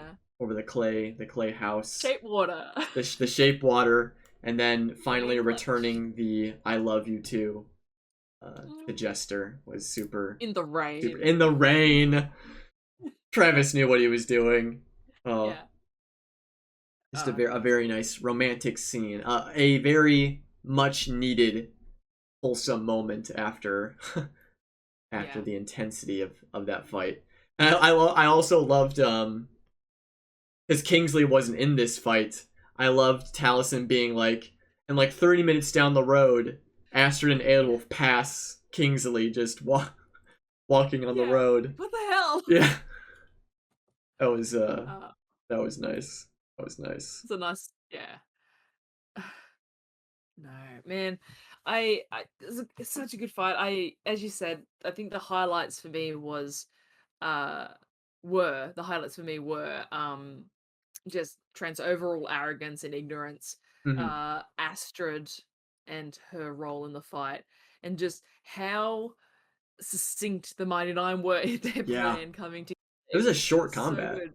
all things Yeah, and considered. we got Fluffernutter, we got a bit We of got it all. everything. Yeah, It was very nice. It's yeah. very good.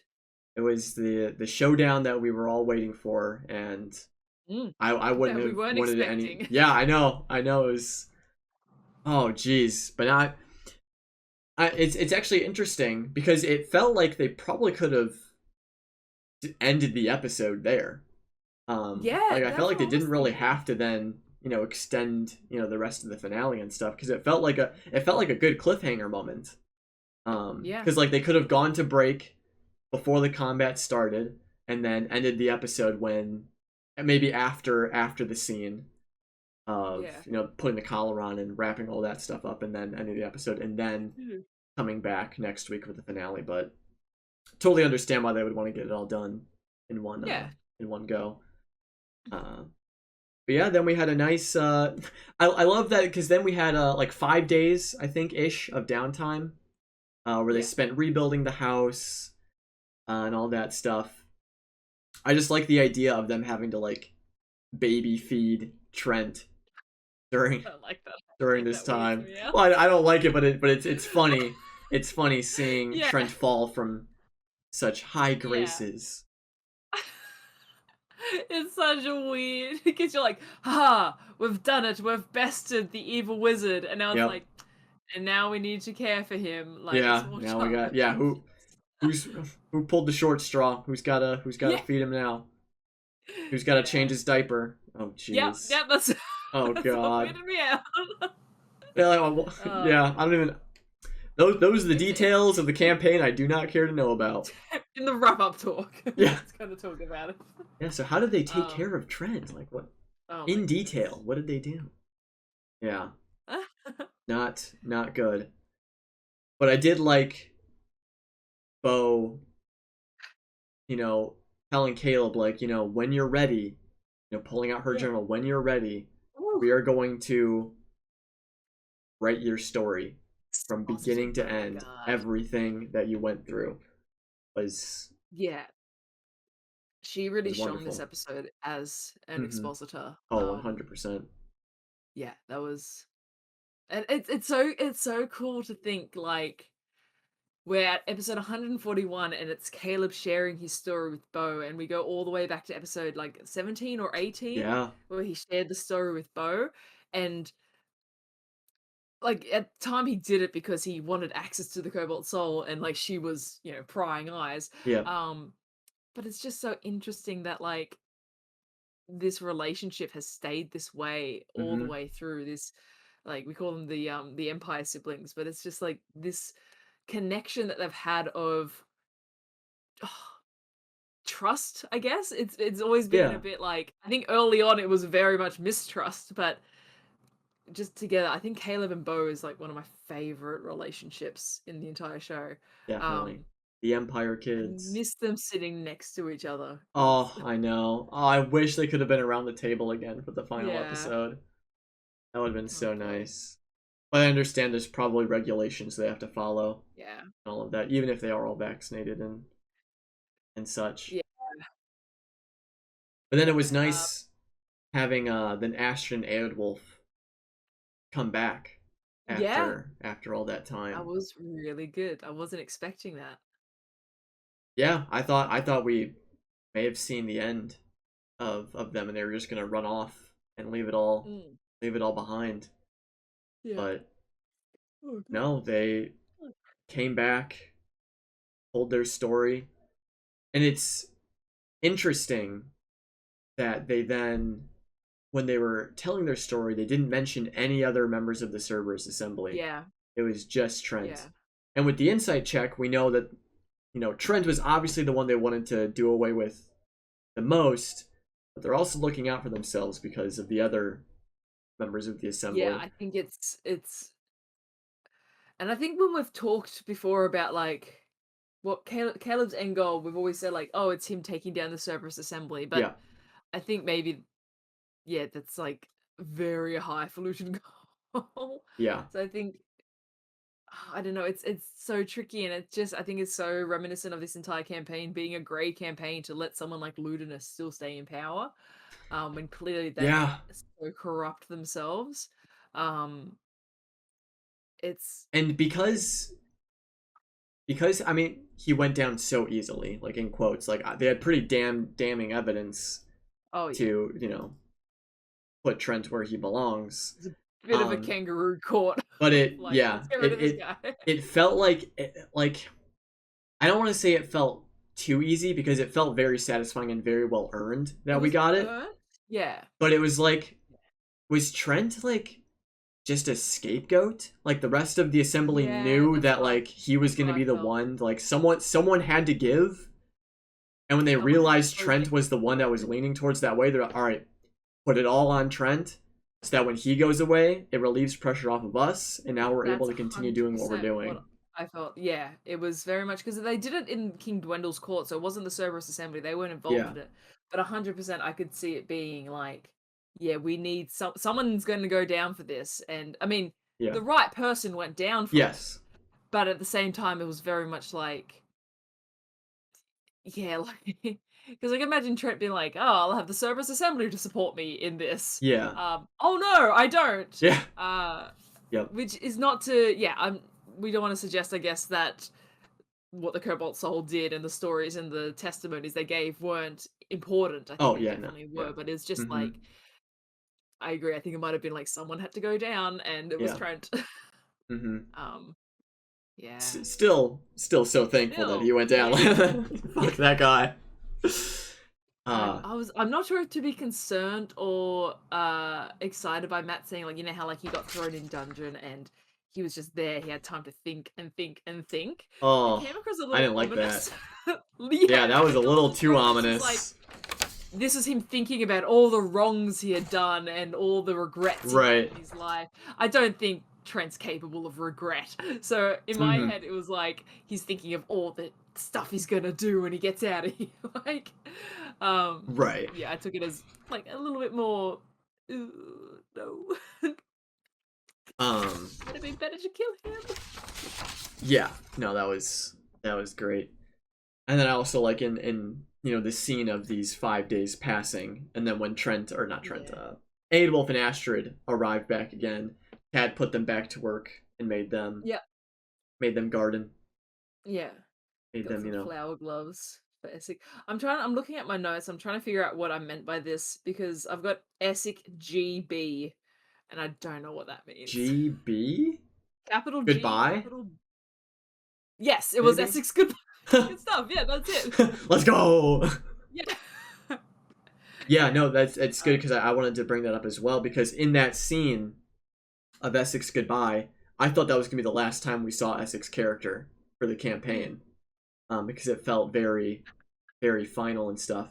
But then yeah. this is where it really showed that, you know, Essex felt like Matt's PC for this campaign, Yeah. because of how much, you know, heart and soul he put into him, as I said before, especially because it really felt like Matt became Essex in that scene. Mm, Um, yeah. because the line that Essex said, where he's like, "Oh mighty Nine, like the world was so black and white before you came along," Yeah. and then Bo saying, "And now you get to see, you know, all of the beautiful colors, you know, the world has to Yeah. offer," or something like that, and then Matt like just breaking at that line, um, felt very that was another moment where anytime Matt gets emotional and cries, it's Yeah. all over. It's all over. Because he's the DM, he's in control, and so Yeah. when he cries, it's like, uh-oh. Yeah. Uh-oh. Permission to cry Yep. granted. Yeah, that's pretty much what it is. Yeah. Yeah. Um but I like to imagine that Essex was also crying at that line as well. Ah! Um because it's true, like the Mighty Nine like gave Essex a new life. They Yeah. resurrected him in a way. Yeah. Um it's oh Uh, it's so it was so beautiful. Like it would have been, I know we got to see Essex again later in the episode, but I would have been okay if that was like the final goodbye of Essex, because hmm. it felt very wrapped up, with the things Yeah. that were said, the emotions that were had. Yeah. It felt very, very concluding. It was concerning still though, because it was just uh, like we were constantly worried, I think, for Essex of what was his future going to look like. Yeah. What, like, sure, he might go back to Aor and do that, but like how long is that going to last? And so I am grateful that we then did get the kind of follow up on Essex story of, Yes. you know, their safety at the very least, Hmm. plus extra stuff which we'll get to. Yeah. Of course. Yeah. Of course. I'm gonna run to the bathroom really Yeah. quickly. So I can stall. I can stall. vamp. I can check in on everyone. Yeah. Yeah. Yeah. Yeah. Go ahead. I was- Oh, geez. All right. So, how's everyone feeling? How's everyone feeling so far? How about that fight? How are we feeling about that fight? Chaos? No. No chaos allowed here. No. This stream, hey, chaos is for the Thursdays. The podcast is all business. The podcast is all business. You already know this. We're all professional here. We never go on tangents. We never get off track. Nope. Nothing like that around these parts. Nothing like that around these parts. Like Chaos Rain, Chaos. Oh, Jesus. Oh, God, I can't stop them all. I can't stop them all. Oh, no. They're too powerful. They're too powerful. It's too much. Olivia. Hello, Olivia. Chaos Crew. So classes for campaign 3. Oh, geez. We'll have our own separate What the Sheep podcast episode about our predictions and stuff for the next campaign. Lana's the one who has the power of control. Maybe. Who do you think will play Kiri in campaign 3 and what class? Oh, jeez. Well, I don't think anyone will play Kiri. But the class that Kiri will play, probably a rogue. I could see Kiri being a rogue. She has the knife. She has a knife. Did Danny respond? No, she did not. That's okay. Laura's going with wild magic. That would be nice. That would be nice. I think Laura is going to play an elven monk. That's what I think. Because she said that elves are OP, and she's also expressed that she thinks monks are pretty strong, so. That's probably what it'll be. Welcome back. Thank you. Welcome back. Yeah. But yeah, so we had Essex goodbye. We had a little shadow guest moment with Caleb saying his goodbye. Essex as well. that was satisfying for my shadow guest heart, at the very least. Yeah. Because again, as I was saying, the whole goodbye felt very full and Mm. satisfying. So I would have been okay if that was the last time we saw Essek, but Yeah. That was very sweet. it was Um, sweet. And I think but that yeah, was pretty they much started to it for progress their. then into the epilogues Oh, a as little bit soon of like as yeah, as what soon happened as next. they were done at the Caduceus. Yeah. Clay's place, they had to say goodbye to Caduceus because that was the last time they saw Caduceus. Yeah. Caduceus said his goodbyes there too. That was very very sad. Is that what did they also say goodbye to Veth there as well, or did Veth go back with them? No, Veth, Veth went. well, it wasn't really stated. It was kind of like over the next few weeks, like they did the service assembly stuff, so we can assume Veth, yeah, left at that point. Yeah. They didn't necessarily role play her teleporting back to Nicodranus. Mm-hmm. Um, which yeah, it like we know that they've kept in contact and they're staying together, Yeah. but I think those I think we got a lot of the RP goodbyes, like actual like goodbye, I love you kind of farewell before they went to the Astral Sea, like still Yeah. way before they had the whole like they essentially had their goodbyes. Um so this was very much more like, hey, we did it. All right, I'll see you Yeah. later See kind you of around. Yeah. feel. See you for Yeah. breakfast tomorrow. Yeah. Yeah, It no, did it feel that was way. yeah. Because again, as we said at the beginning of the podcast, this never really felt like the end. There's still so many Yeah. more stories to tell. So them saying goodbye and stuff, it really isn't that. Yeah, And it's I the end think of the that was the campaign, it's not beauty the of. end of the story. Yeah, exactly. Yeah. Exactly. Yeah. Still very sad and sentimental to Yeah. see those goodbyes play out, but yeah,100%. it was nice. And then, oh god, Yeah. the moment that it hit me this episode again, that this was the last episode, was then when they teleported back to Nicodranus and Matt was like, all right, and now we're gonna get into the epilogues of this. I was like, oh Yeah. no. It reeled Yeah. me back in. It reeled me back in that this was the final episode when he said, I think he said like denouement or something. Yeah. I can't remember the word he used, but when he said that, I was like, oh no, Yeah. no, no, no, no, The no, no, the no. finishing up. Keep going, Yeah. keep going. And then they ended up stalling for an extra like, hour because they did a bunch of stuff in Nicodranus, catching up with Yusa, remembering that they saved our Yeah. unfortunately Yeah. unconfirmed gold Yusa. dragon Yusa. Ah, we can still believe. Yeah, I head canon. Yusa is a gold dragon, Yeah. and until It proven makes sense that it otherwise, would never be brought up, but it still. does. Yeah. But again, like we were saying, Yusa's comment, how we said that Mm. they saved the world, but no one knows. Yusa then also brought that up to them, Woo. which Yeah, was like people do know. yeah, Important people yeah, know. like the important Um, people know, which is pretty have some cool. kind of council in a foreign country, maybe? Yeah, I mean they would have to know because Allura knew what They the would have stakes. The to. Allura knew what the stakes was. She Yeah. probably at least brought it up like maybe at the end of like a council meeting. She's like, Yeah. oh, one last Any thing, real other quick. items of Yeah, like interest? real quick. There's a bunch of Um, assholes over in Wildmount that are fighting some apocalyptic city. If yeah. they fail, we just got to go save it. That's. Yeah. Anyways, see you all next week. 100%. Yep.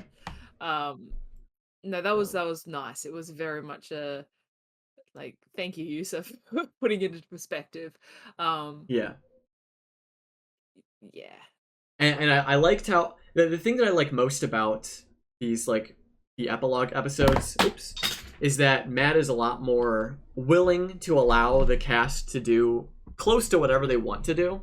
Yeah, it's less it kind of moves away a little bit, I guess, from it's still D&D, but it's very Yeah. much just a role play aspect at this Yes. point. It's Yes. you're telling the story Mm-hmm. of what happens and we just make it work. Yep. I And really he like also that. has like things set up and ready for them as well. I think Mm-hmm. if if they maybe not so much don't know what they want their characters to do, but he had things prepared. So even if it was like Bo's thing was like, going to the trial of Xenoth, he Yeah. had that prepared and he had aspects of that ready to go. Excuse me. But then she also like spoke about what she would like her life with Yash to be like. Um, Mm-hmm. Oh, excuse me. Oh my goodness. it was so Yeah. nice. Uh, Um, but should we want to talk about this? Do we kind of just want to go down and talk about each individually? yeah, that's Or what I like was kind just of gonna what an idea? suggest. Yeah. All I right, think if we y'all. go chronologically, we're going to be all over the Yeah, place. so we'll go down the line. All right, everyone. It's time to begin our epilogue of the What the Sheep podcast, Our where we now go denouement. through each character and talk about each of their specific epilogues. Who do we want to? Do we just want to go like in their seating arrangement, like Ford, They'll work Portia, best, I or think, because it goes Ford and Jester, so they're kind of together. Ford Jester. So I really liked their like opening scene, like going up on top of the water tower Yes. was Okay, yes, I'll calm down for a second. was super cute, because I think that's kind of how they're started like in Nicodranus still. Yeah. Um, was super adorable, having a nice little moonlit date on top of the water tower. Super adorable. And then Travis having his moment of like, you want to move in together? And then be like, oh wait, no, I can't modify Yeah. memory. No, it's sweet. It's such like a Yeah, dopey couple. Like a yeah. dorky, not dopey. Dorky couple. Um, Mm-hmm. no, that was lovely, and I I think when they were talking about, like getting the ship and having this kind of life on the sea together, um, and then he brought up he wants to speak to Vandrin. There was Oh a yeah. part of me that thought we're not going to get this. Like, not Mm-hmm. again, not implying we're ever owed anything, but I'm thinking like, we're not going to get this. This is going to be kind Yeah, of off camera, so to speak, yeah. for what happens. But yes, we got Vandrin. We got And Vandarin. he's exactly where And we said he'd be, yeah, yep. That we were He 100% right. was on that island the whole time. Yep. We said it. Go Yep. don't just take our word for it. You don't have to go back and look at any of the previous Nope. podcasts. We got it right. We got it right. Don't Yep. worry. Don't worry. On that chat. Yeah, it only took getting us to the finale of the campaign to finally get Vandarin. But we got it. Oh my goodness. We got it. What Easy. an interesting character too. Yeah, and then just totally like unveiling his entire story and all of the Thank questions you. yeah, that is exactly what we needed. The fact that he ran around with Avantika in his early days was pretty big. Yeah. He was a part of the He's from revelry Taldore. yeah, he was from Taldore. Pretty cool as well. Yeah. Yeah, it was everything I wanted to hear from Vandarin. It was foreboding as well, like him talking about how like Ukatoa will never stop. Yeah, it With feels like a what one shot. It feels like a Yeah, one I shot is think on the so. horizon with all that stuff. I think they either need to release him and kill him or Yeah. destroy it so that any influence he has is Hmm. gone. Which would be interesting to figure out how they're going to possibly do Yeah. that. Uh, It was like because I out love of out of all of the epilogues that happened, mm, Ford's epilogue felt like the most potential for a one shot yeah. to Yeah, happen. especially towards the end, Matt was asking like, "What do you do with the cloven crystal?" Yeah. And it was very much like like what do you do with the cloven Yeah. crystal? Um, Yep. just take it back on the water, obvious. Yeah. It's And I love Jester's comment about that too, because he's like, we gotta do something eventually. I'm tired of all these people attacking us. I need to know if that was like Travis then viewing like, oh yeah, or like if he was playing into it, because I think he just forgets every Yeah. time that's going on the ocean is not good for Ford when Nope. he's got the crystal. Nope. It's not. That's hilarious. But it's so good. It's so good. I love it so much. And what was funny, this is going back a little bit, but when they realized that that book, the tome that Lucian had about Ooh, yeah. Cognos and all that stuff was still there. They have it still. And Mm. they were like, should we read it? Like, what's gonna happen? Then Travis being like, pulling a grog and like opening up the book again to be like teleported into another place. Yeah. That would have been so good. Oh my I god. kind of wish someone had read the book. Ooh, as like a oh man, that'd have been great. As like a I feel final for like the their power would be epilogue. gone. Like it I would be gone, I right? feel like it It's probably is, literally gone. but we can't say that yet because I mean, not to jump ahead, but we can kind of tie we can tie in Kingsley with this because Kingsley is tied in Yes. with Ford's epilogue as well. Oh, Uh, yes. I know what you're talking about. hey, y'all already know, Alana and I have been Tharizdun ride or motherfucking die this entire campaign, and I had a slight slip of faith at one point, but I'm back. I think we have our vindication. We were like, Tharizdun has to be connected with this in some shape or form. Has to be. Y'all, he mentioned What? the chains, the black Chains. dark chains that were binding him to this scream. Come on. I need to find Come the quote. on. Yeah. Keep freaking out. I'm gonna find the quote. There is no way in hell that isn't Tharizdun. There's no way. Yeah. There is no way. From crit roll stats, Kingsley also remembers strange black chains that invisibly wove through the city, now broken, and the sound of them shattering between worlds. An angry, unknowable, primal, ancient cry that he will never forget. Yes. Pretty chill. Yes. Nothing to worry about at all. Oh my god. The jokes were on us this entire time. Tharizdun wasn't the big bad of this campaign. Tharizdun's the big bad of next campaign. You heard it here first. Yep. That's our first bold prediction for campaign 3. Tharizdun is actually the big bad for next campaign. Shattering across the campaign 2 is the prequel. Is the prequel for campaign 3.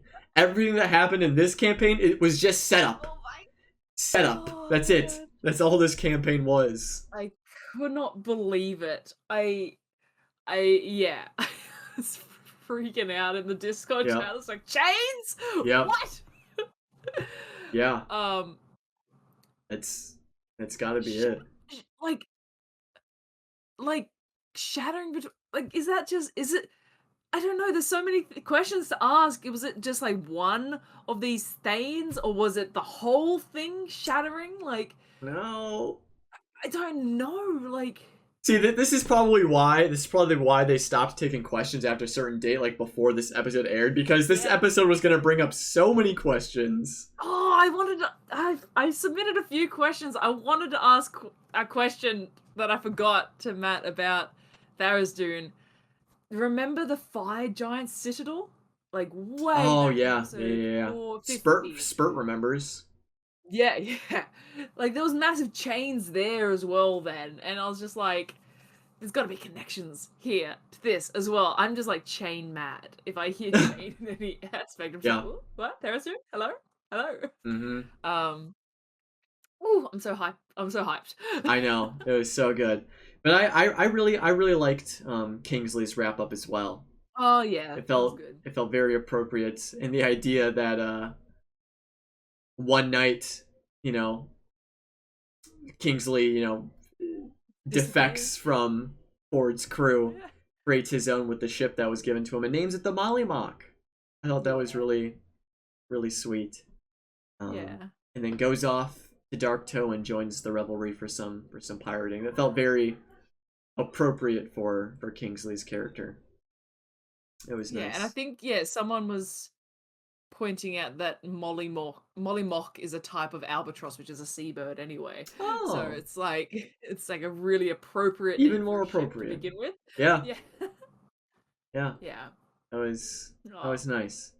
But oh geez, like, because I've been thinking of like, okay, so what for campaign 1 there were a lot of things that were going to be perfect to have as like Easter eggs in campaign 2. We didn't get too many, but obviously Terry's book, the daring trials and tribulations of Terry Darrington and stuff, was a really nice Easter egg. Yeah. Allura popping in was really nice. And just a lot of like minor characters. Captain Adala or something, Adela, I can't remember her name. Um, I'm thinking of like what could be like potential Easter eggs for campaign 3. Like what if in Yeah. passing they hear stories of like the new like pirate menace of the Lucidian Ocean, Mm, the captain of the Mollymock and stuff. Like they just hear it in mm, passing and stuff. It's just like, oh shit, we know who that yeah. is. Yeah, definitely. Oh, Oh my goodness. can't can't wait to see all I'm sorry, I'm still like Tharizdun brain. that. Head empty, only Tharizdun. But to then go back into I guess now Jester's connection to all this and stuff. Ooh. Her farewell to the Mm. traveler who hinted maybe we'll see Yeah, maybe Artagan will be the character that we see in every single I campaign. think so. It's kind of the what's that? There's a term for that type of trope. Um, it's gonna bug me, and I'm gonna end up on TV tropes, and I'm gonna be there for hours. It's like it's not a running gag, but there's a specific name for a character that is omnipresent in multiple iterations of things.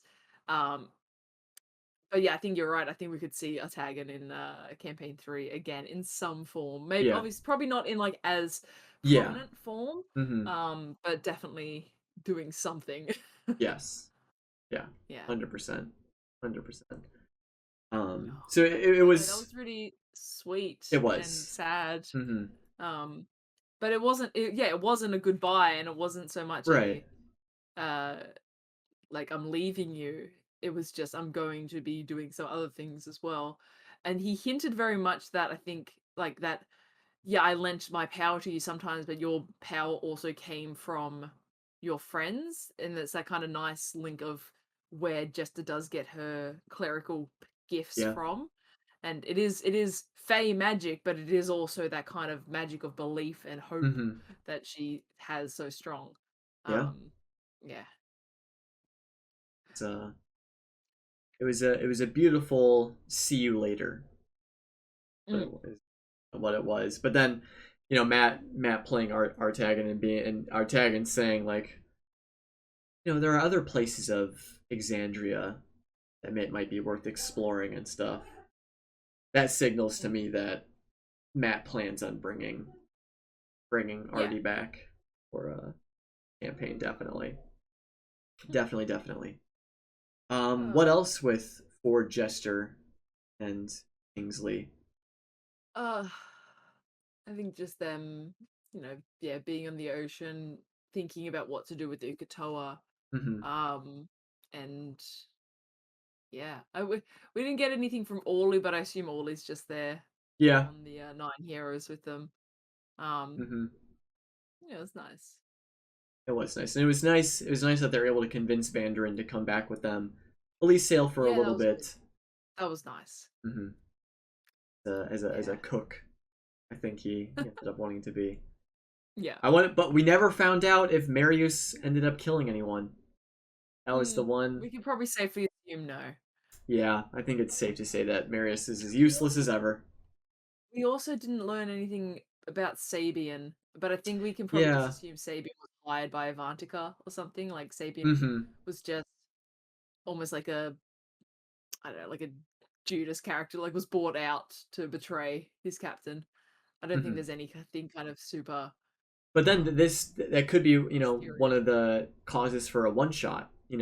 Mm. They do learn more about Sabian, and they realize that Sabian is now under the influence of Ukatoa, and he's seeking Yeah, the or Cloven something like Crystal. that. And then there's like a battle and stuff, and that could be a one shot, but who knows? Yeah, Stuff. Um, who's next up top? Caleb.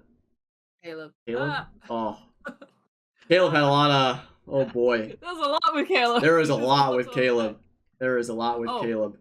absolutely. Before we jump into Caleb, though, Jacob, and I saw a few people talking about it just before with Kingsley, his wrap up of bumping into some familiar faces in Nicodranus, uh, Oh yeah, the Bad Luck sailing Bandits. away. Oh my god. I actually submitted that as a question for the wrap up. Oh really? It's like, Oh my yeah, I was like, god. what are the Battle Bandits up to? It's just like, That was yes, that is so good. perfect. And I like Perfect. how like as soon, because I wasn't even thinking of the Bad Luck Bandits this entire episode, but as soon as like that bump happened and there was that moment of pause where Matt was like, "Oh," I was like, "No way, is it the Bad Yeah, Luck Bandits?" And immediately the rest of the cast was like that as well. I yeah, So I good. slammed my hand on the table and like all my stuff fell down because I was Yeah, so excited. Um, whew, so good.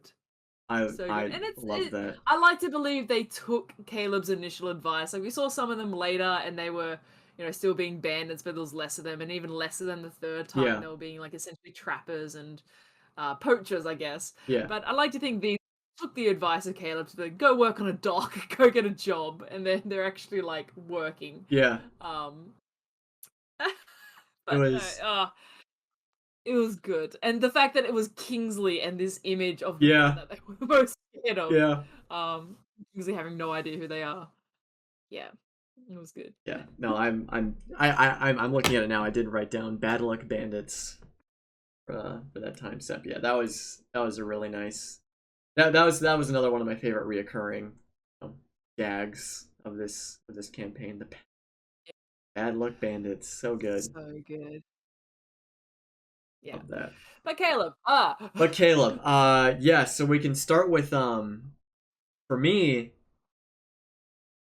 for Caleb's final epilogue and stuff was Ludinus approaching Caleb about yeah. filling Trent's position, Eee. and Caleb realizing that, well, Ludinus knows that Caleb is very dangerous to Mm, him himself and the Cerberus yeah. Assembly as a whole.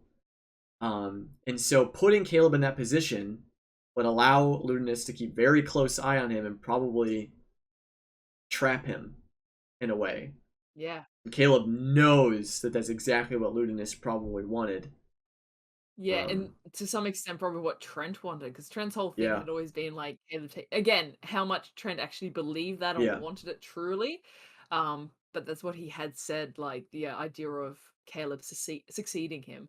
Um, yeah. and it's so good that he turned it down. Yeah, Like it's just turned like it down, sweet. and I loved Ludinus just being like, "Hmm, What? all right," and then like leaving, and then Caleb being like, "I'll see you soon," as like a very passive aggressive threat. Oh, Yeah, so good, so good. Like, stressful. goddamn, Caleb. Yeah, like, dude. But no, it was good. It was definitely worth it. But it was also just like, uh Yeah, yeah. throwing shade at the super powerful wizard.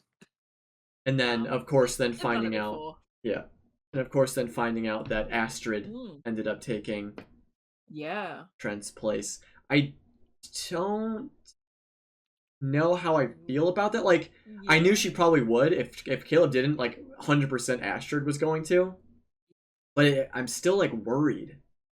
Like, what are the scourges still a thing? Like, I don't Yeah. imagine her process would be the same as Trent's, but are the Mm-hmm. scourges still a Right. body of Mm-hmm. people at the Cerberus Assembly's disposal Because with it's like, as Quinty's in chat says, she's broken.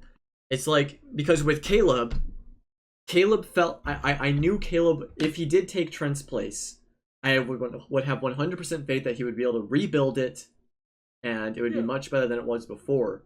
But Astrid is only just now free from Trent's Yeah. influence. She still has to process everything she went through, come to Mm. terms with what happened, find herself again. Like, she has to learn herself all over again as a person. Yeah.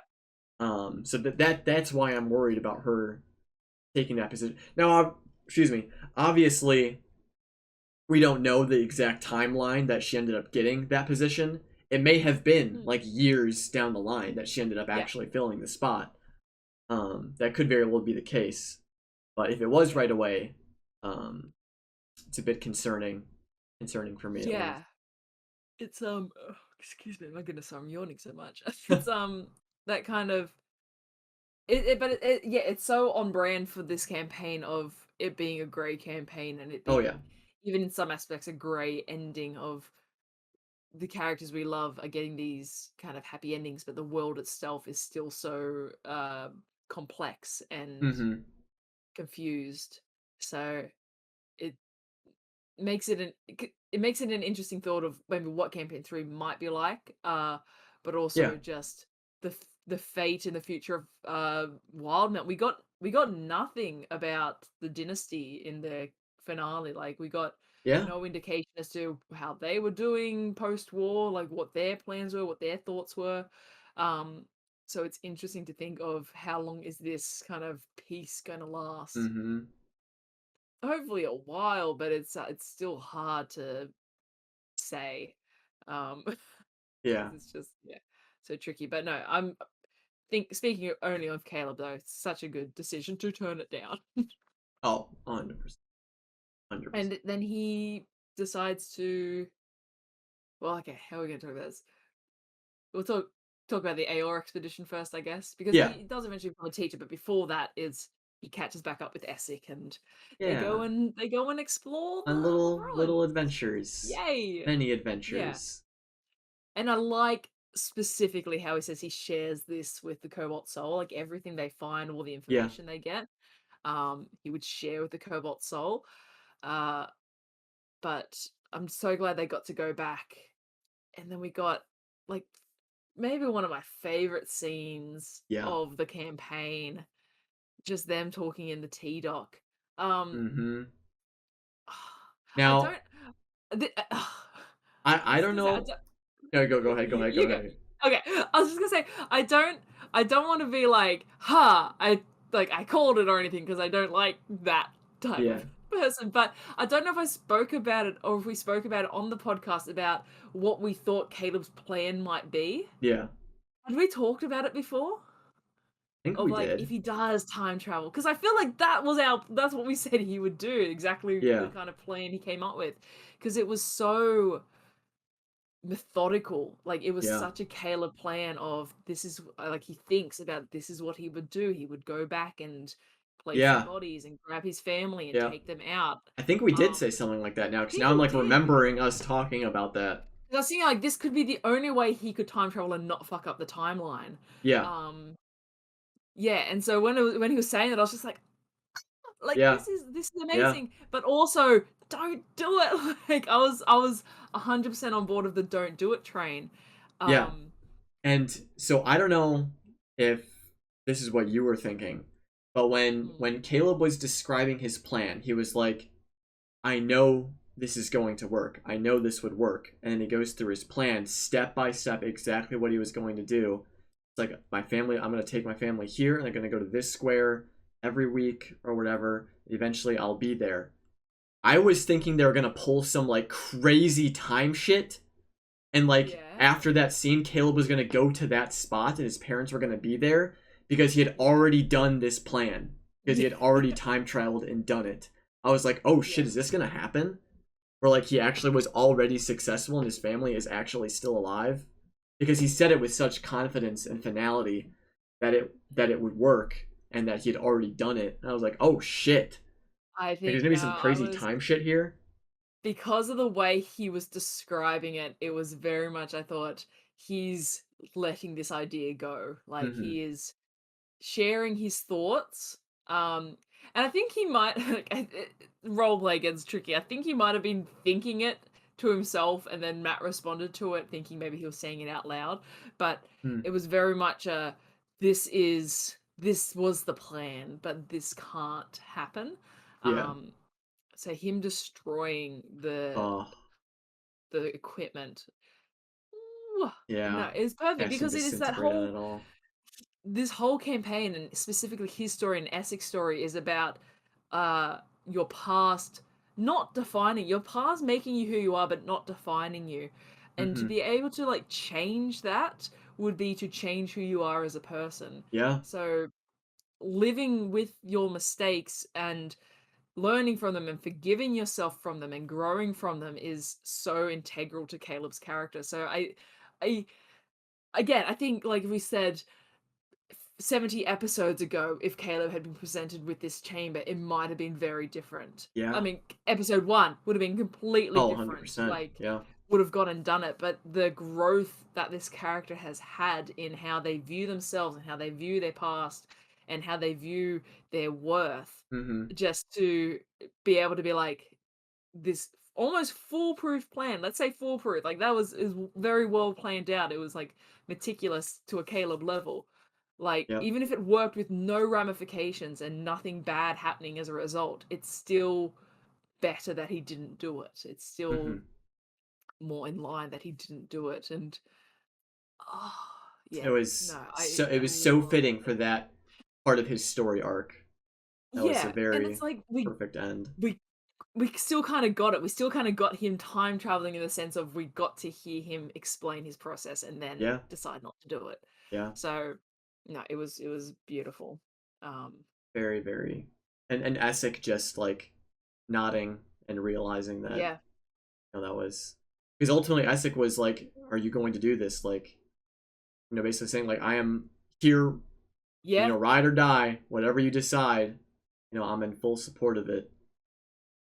yeah. Um, And then I think I cried. I started to cry at this point yeah. because when he went and visited Blumenthal and Oh, visited his family's graves, I was like, oh, the oh, grave, and then we finally learned what that other book was that he kept on him, that he kept writing in.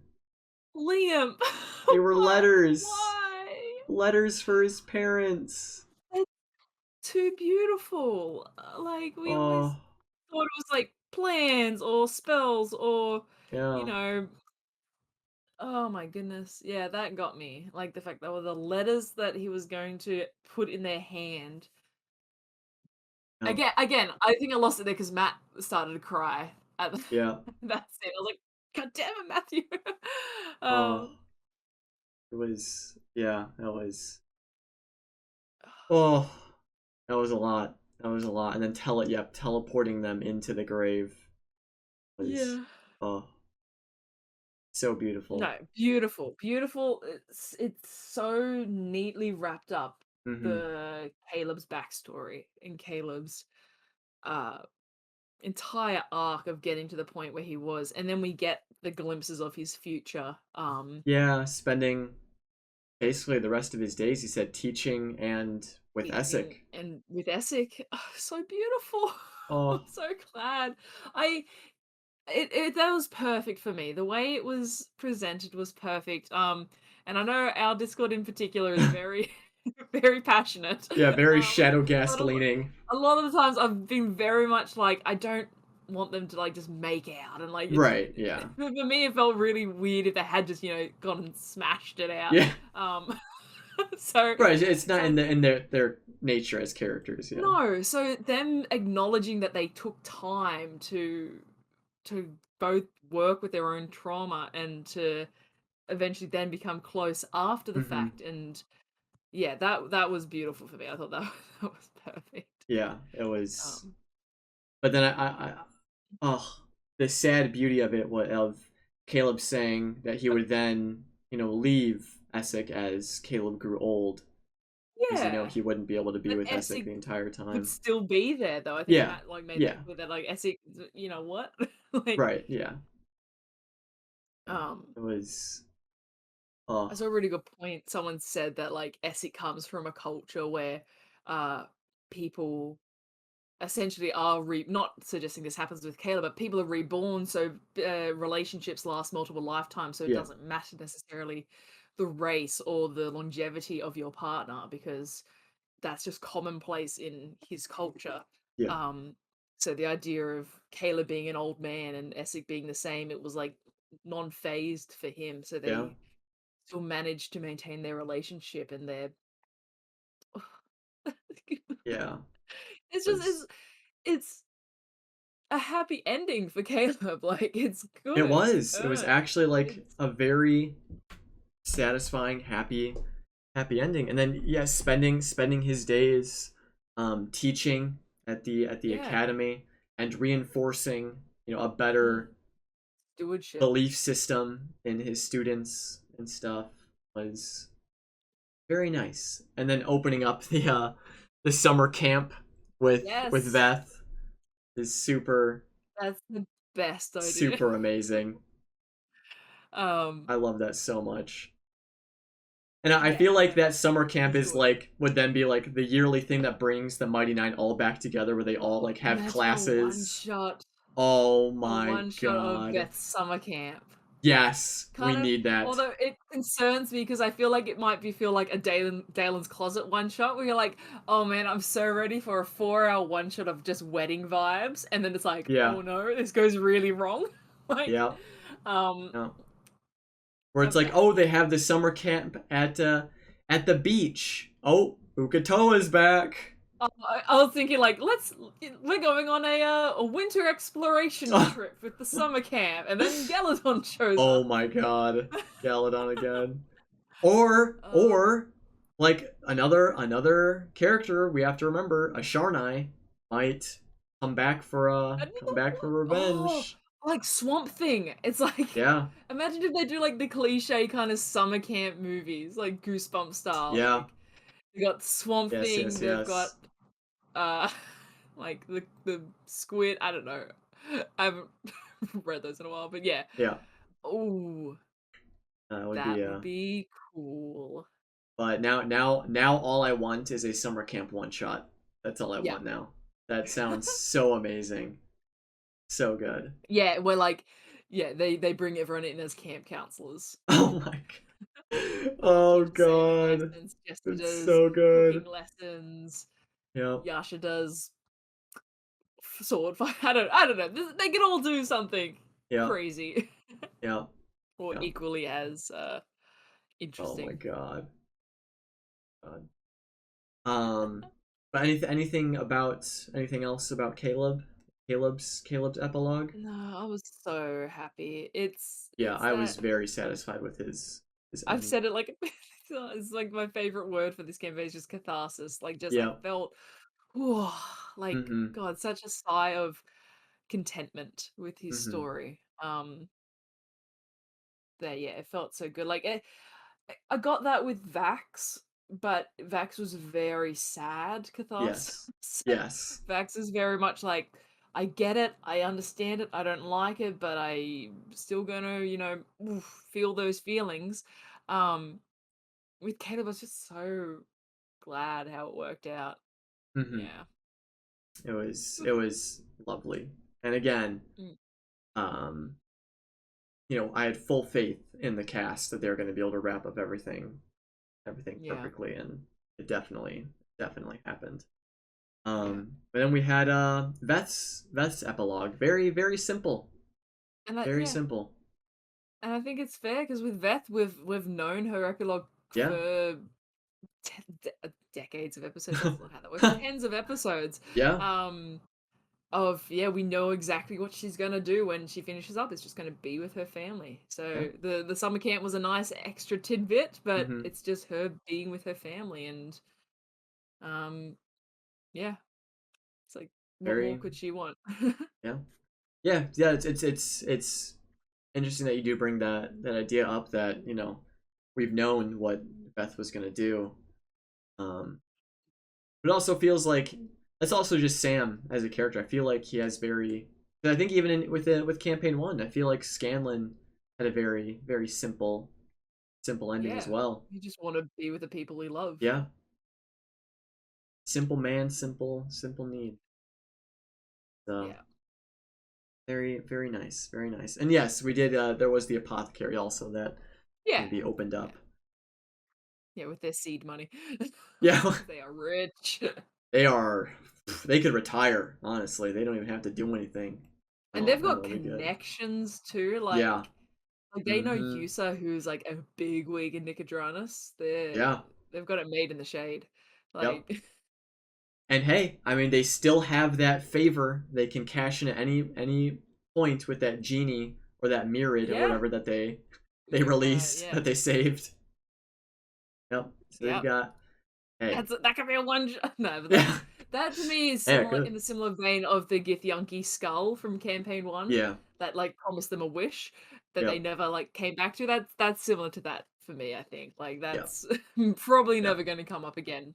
I wonder if that'll be a question, because I feel like they might like handpick some like obscure like Yeah. questions that maybe we haven't really thought Yeah, about. I wonder if that will be one. Like, eh, whatever definitely. happened with that favor that they could have turned in. Yeah. Um, Very nice. And maybe Jametti. What's Jametti Costco's deal? You know, what's going on with that character? Undead We vibes. know that though. Didn't Matt Yeah, tweet about that? Yeah, yeah. that we know what happened with him. Yeah. Still, it'd be cool to So know what he's up to. yeah, Like, it would be nice because um, he did say that he had done some like dungeon delving. maybe. Could that have been like Aor Yeah. dungeon delving up there? But anyways, yeah, um, a very wholesome ending for Beth's character. yeah, it was lovely. And then Caduceus also had a very very Yeah, simple ending, but he also equally as wholesome. yeah. Traveling, did he say he was traveling around with his entire family? Like he was taking his entire family He traveling, or said just like he would himself? spend. He's like he'll spend time at home, and then every handful of months or year or so, he would like travel around sometimes with Calliope and like take Mm-hmm. her out to, you know, be the Yeah. adventurer and like Yeah. have her chance to kind of shine a bit, Mm-hmm. which I thought was really nice. And I love imagining all of these because all of them have a similar ending, maybe minus um, Beth and her family. Like each of them have just beautiful little vignette endings of them Mm, like going on their own adventures after everything is said and done. Because yeah, Jester, Ford, and Kingsley go on their sailing adventures. We had Essek and Caleb going on their own adventures. Caduceus and Calliope going on their own adventures, and then obviously Bo and Yasha having their own things. It was nice that they each got to mm, continue their stories on their own, outside yeah, of the group. yeah, definitely. I think yeah, and Caduceus, him just saying like he just wants to be kind of at his home with his Mm-hmm. garden. Um, yeah, it is because we get the sense that Caduceus, when his family initially left, he was the homeboy anyway. Like he was Mm-hmm. the one that like was totally at ease at staying at home. So I think it makes the most sense. But I did like him saying, I'm sure these guys will mess that up somehow, Yeah. like dragging him back into it. Like, oh, Mm-hmm. I thought I was out and they've dragged me back in. Yeah. Um, yeah, Yeah. nah, That's it's good. that's nice. I saw a post on, I think it was on Twitter. I can't remember who posted it, but it really put me in my feels how, because furbolgs live for an extremely long time as well. Oh Um, yeah. the idea that Caduceus will get to bury all of his friends in the blooming grove when their time has come. Very It's it's a nice parallel to Keyleth, who was horrified by that idea, whereas yeah. Caduceus would be quite gleeful at that idea, I think. Yeah. Can't Um, wait to see what kind of tea Veth makes, or like tea because Veth's gonna live for a pretty long time as well. yeah, yeah, Um halflings. Yeah. but like, Oh, I don't ooh, wanna talk about that, like, who's gonna board die first. tea. Yeah. Oh, it's not good. That's not a good conversation. No, no, it's not. It's very, very sad. But anything else with Caduceus's No, epilogue? I think it was just again, we could kind of probably just expect him to. Like, I Yeah. didn't think he would be, like, going off solo adventuring or, Mm-hmm. living in a city or anything like that. It was always gonna be Mm-hmm. he returned home and occasionally went out. I would have liked to have seen maybe some, conversation of the Savalier Wood and, like, Malazimir, like, if there was Mm. any Yeah. research done into that, but, honestly, it was also, like, they'd been playing for 6.5 hours at this Oh yeah. point. It could be things got forgotten and also just, too much information for an epilogue. Yeah. Um, yeah. Definitely. Then we had Bo and Yasha. They kind of had a Yeah, joint epilogue. I think let's talk about Bo first because Yeah. that was more present Mm-hmm. day, but we got the trial of Xenoth, and we got Oh, well, first that we was. got before even like the Trent thing, like we got Bo just being absolute baller expositor and Oh like yeah. talking with Udalafan Mm-hmm. and It was earning not badass. earning, she's already earned it, but like Mm-hmm. absolutely proving her rights as an expositor.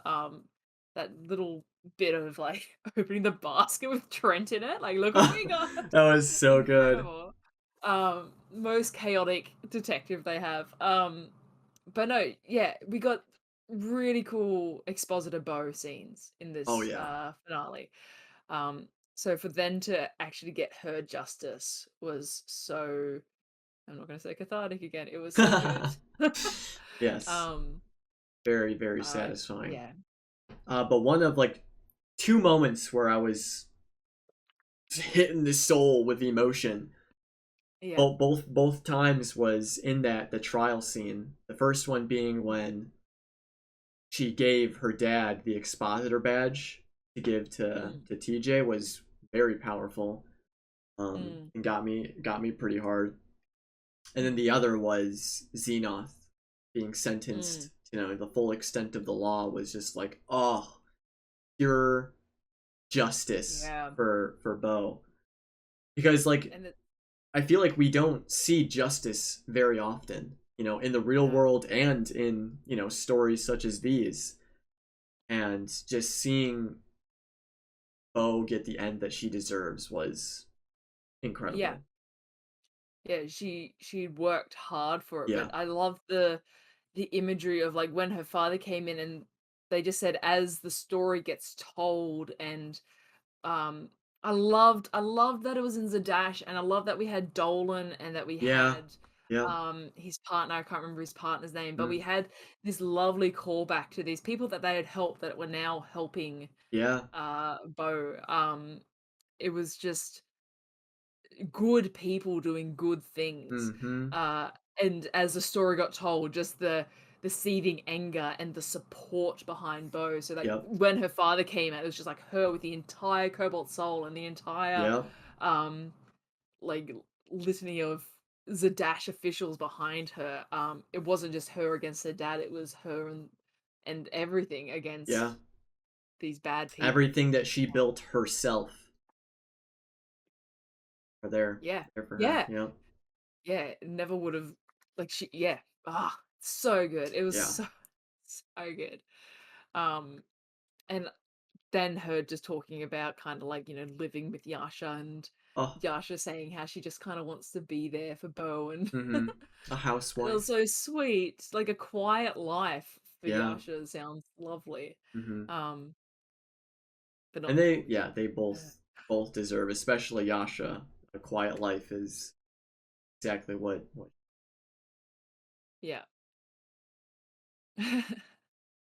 Yeah. very, Yeah. very, very Um, lovely. Then we had but yeah, and then Yasha's. Yasha, that was cool. That was That was good pretty stuff. intense. Yeah, I Very was worried. I was really worried. yeah, because I think a lot of people were really satisfied with what Yasha ended up deciding to do. I know Adam in particular was very much hoping for them to visit Zawala's grave in the end. Yeah.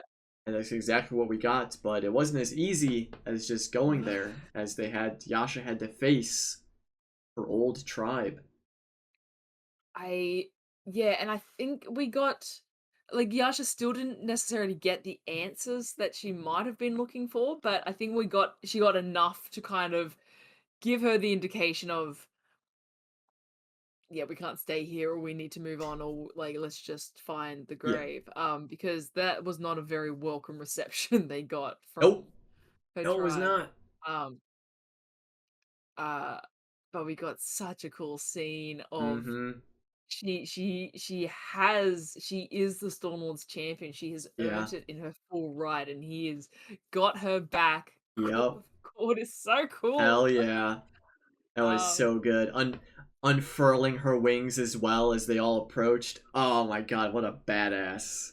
yeah, What an just absolute badass. fucking metal. It's Yeah. so Yeah. cool. Orphan Maker. Yeah, yeah. So good. Oh my god. Yeah, I absolutely loved that. Um but from the sounds of it, because we had maybe not us in particular, but as a community, we had theorized that perhaps Yasha had killed the old Sky Mm, Spear, but when Yasha said it, it sounded like Zawala actually yeah. killed the old leader. Because it was, their love was unsanctioned essentially, Yeah. or like their marriage was unsanctioned. Mm-hmm. Ooh, yeah. Oh. I like like how I don't want to say I like how little we got from that, but I Mhm. like it's that kind of Molly's reaction really early in the campaign of like, "That's my old story. I don't care about that. That's not me." Mhm. And not to say that Yasha and Ashley didn't care about that aspect of her backstory, but whenever you go into a campaign and say to the DM, "Hey, I have memory loss," or "Hey, I don't Yeah. remember this," there is the 100% risk that you don't learn about your past and you don't learn Yeah. the detailed events that led to this. So yeah, DeAndre, 100%, the ambiguity is nice. I like it Mhm. a lot. And then we still got closure with them visiting the grave, Yeah. Oh. which is really Oh, it was so sweet. all The the flowers flowers. Oh my and god. just And then seeing planting the people. seed from Caduceus's home from the Blooming Grove. Oh. Oh. Yeah. It was so then Bo's words to Yasha and that it was just Yeah, all so good. it was just beautiful. And then yeah, them kind of moving on from this point, like we Mhm. get an idea of like what are they gonna do from this point. It's they're gonna trek and explore and just be together Yeah. They ride off into the yeah. Jorhassian sunset. And still stay in contact with Jester. Like Yeah, it's and Chester messaging them. like, oh my Oh, it god, was I so saw the good. biggest turtle. Oh, it's the Yeah, it was dragon very turtle sweet. again. God. Yeah. Oh god. It's another villain. Another villain. Well, not Yeah. villain, but another. Added to the list. That was another just immensely satisfying end for two characters.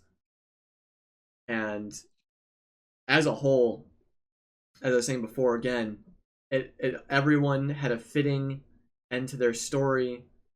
It felt like there was so much. There was still so much potential for new beginnings, new adventures, especially with Ford and all this stuff surrounding Kotoa and all that. Yeah.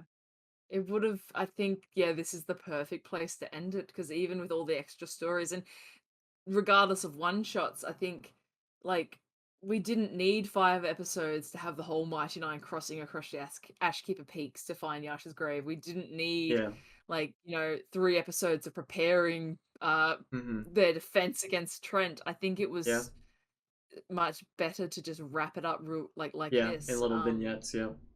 Yeah, and yeah, the story continues and they continue to have their adventures, but that's it. We don't see it. Mm-hmm. We can assume that it goes well and that Yeah. that they're happy.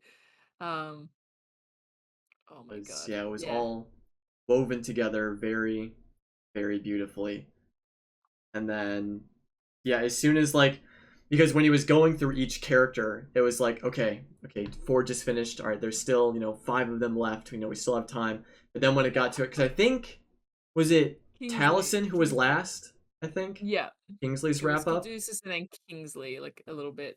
Yeah, yeah. And then when he got done with Kingsley, I was like, okay, no, there's got to be someone else. There's got to be someone else Oh, that that has an was epilogue. that was the But wrap then up. Matt going in with his, and A tale so of seven the friends. tail is. I was like, no, no, no, don't do it, don't do it. Yeah. Stop talking right now. Oh, yeah, that hit me really hard. Yeah. I think I don't know what it is. I think The and it's hard not to compare the campaign finales because it's what we've got to go on in Yeah. terms of how a Critical Role campaign ends. Hmm. But they're so different that it can be hard to compare. But I think with the first campaign, even though I knew I was watching episode 115 and this is the final episode, um, I don't know. The feelings I had between both finales were so different, Yeah. but the end result was the same. It was that Hmm. feeling of accomplishment and happiness Yeah.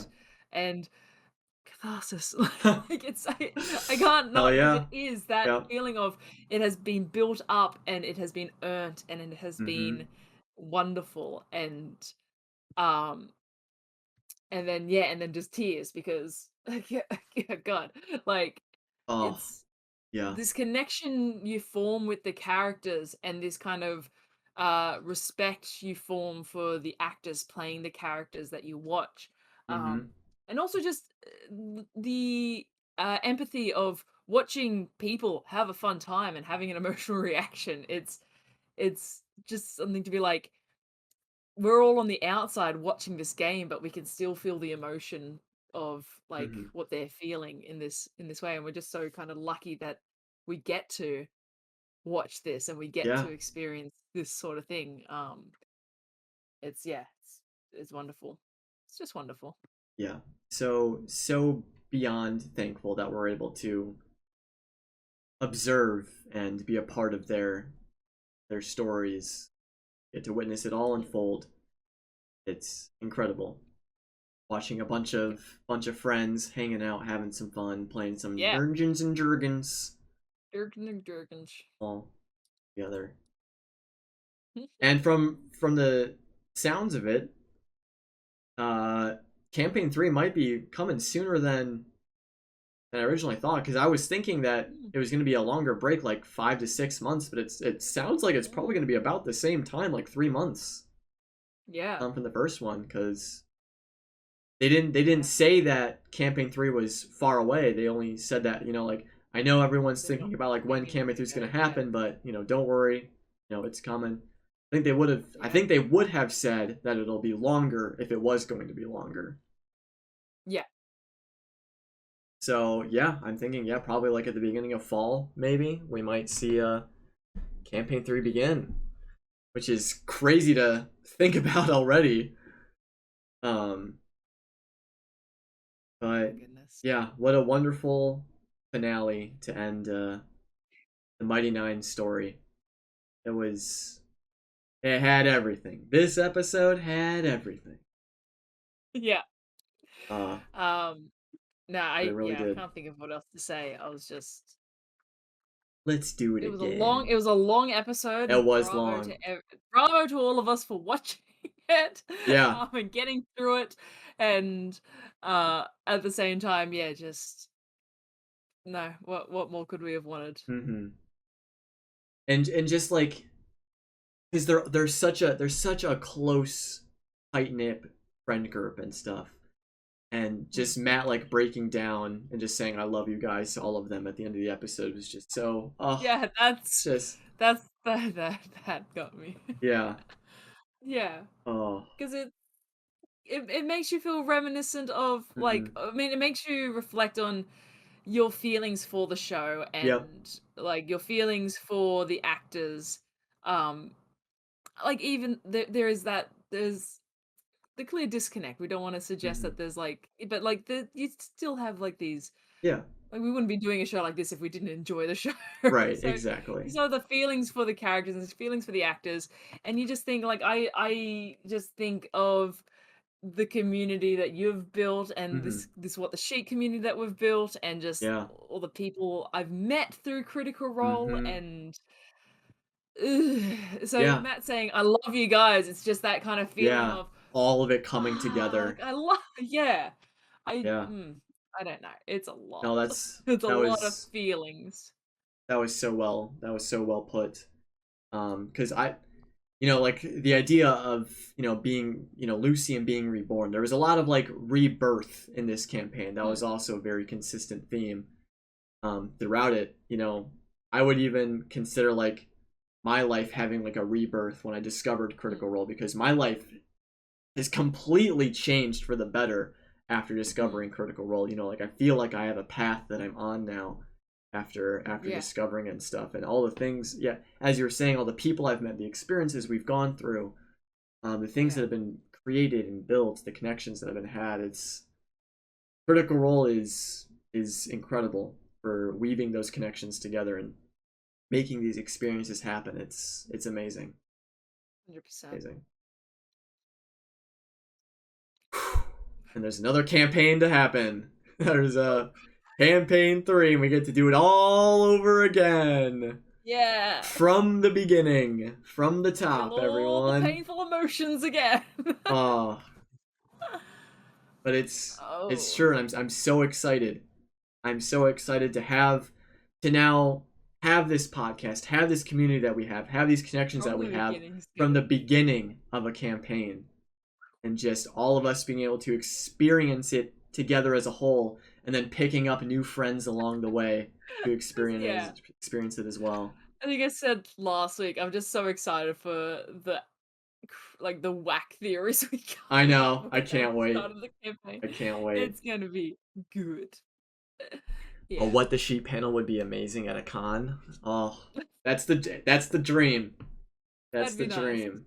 But God, that but be a again, while. yeah, like this is fun to do, and obviously we're never gonna stop doing it. But as I said before, like Never. I feel like we're probably not even we don't even register on their radar. Maybe they do. Maybe they know. Yeah. Maybe they know what we do, but you know. Yeah. But it would Kinda be like, yeah, cool. It would be we'd cool. probably just have these conversations if no one even watched. Yeah. Like, Yep.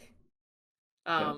but like it's been absolutely amazing watching doing this show and like people joining in chat and just seeing more and more people each week Yeah. has been super exciting. I remember Hmm. like our first episodes, they were like, oh my god, we have 15 people Yeah. 15 now. people decided to hang out with us. Oh my god, it's Yeah. amazing. um so Yeah. it's so exciting that like Hmm. people just want to hang out and chat Hang about out and this. talk about Critical Role. It's amazing. And like last week, I think we peaked at like 400, 500, or it was a crazy number. It was insanity. Stupid. It's Um, stupid.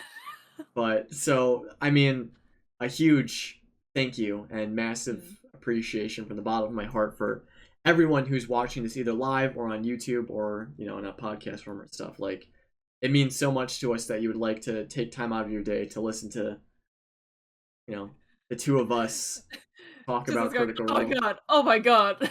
Just freaking out. Yeah, freaking out internally. So Oh my I'm goodness. so thankful to all of you guys for joining us in this journey, and I can't wait for all of us to then hand in hand tackle campaign 3 together, and to see how many Yeah. more friends we pick up along the way. It's Yeah. gonna be something. Oh my Um, goodness. do we have any other closing thoughts, feelings about this finale, Critical Role as a whole, campaign 2 as a whole? I just no. I mean, there's Do there's we want things to that do I we put want to into try to put together maybe like a general favorite moment we've had this campaign, or oh like one or two? god. Like I know that'd be hard, but maybe like one or two that you might be able to just like think of off the top of your head. It wouldn't even have to be like your favorite.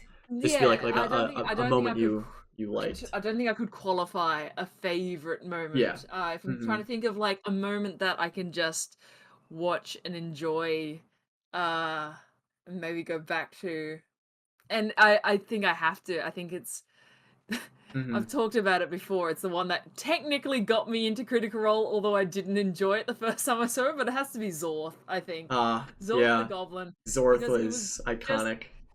it was it showed me how funny Critical Role could be and how I don't want to say stupid, but it reminded me of my home games that I play with like my Yeah. friends and my brother, of just like these guys are just being doofuses and I love it. Mhm. Um and I think that's just kind of sums up Critical Role, because I didn't start Critical Role because I was worried it was super dramatic, Yeah. like super serious. And then seeing that, I was just like, Mhm. oh, it's silly as fuck. So I think it has to be. In terms of the comedic moments, I think there are obviously a ton of like, obviously super impressive moments. But yeah, I always go back to Zorth. I Yeah. can't help it.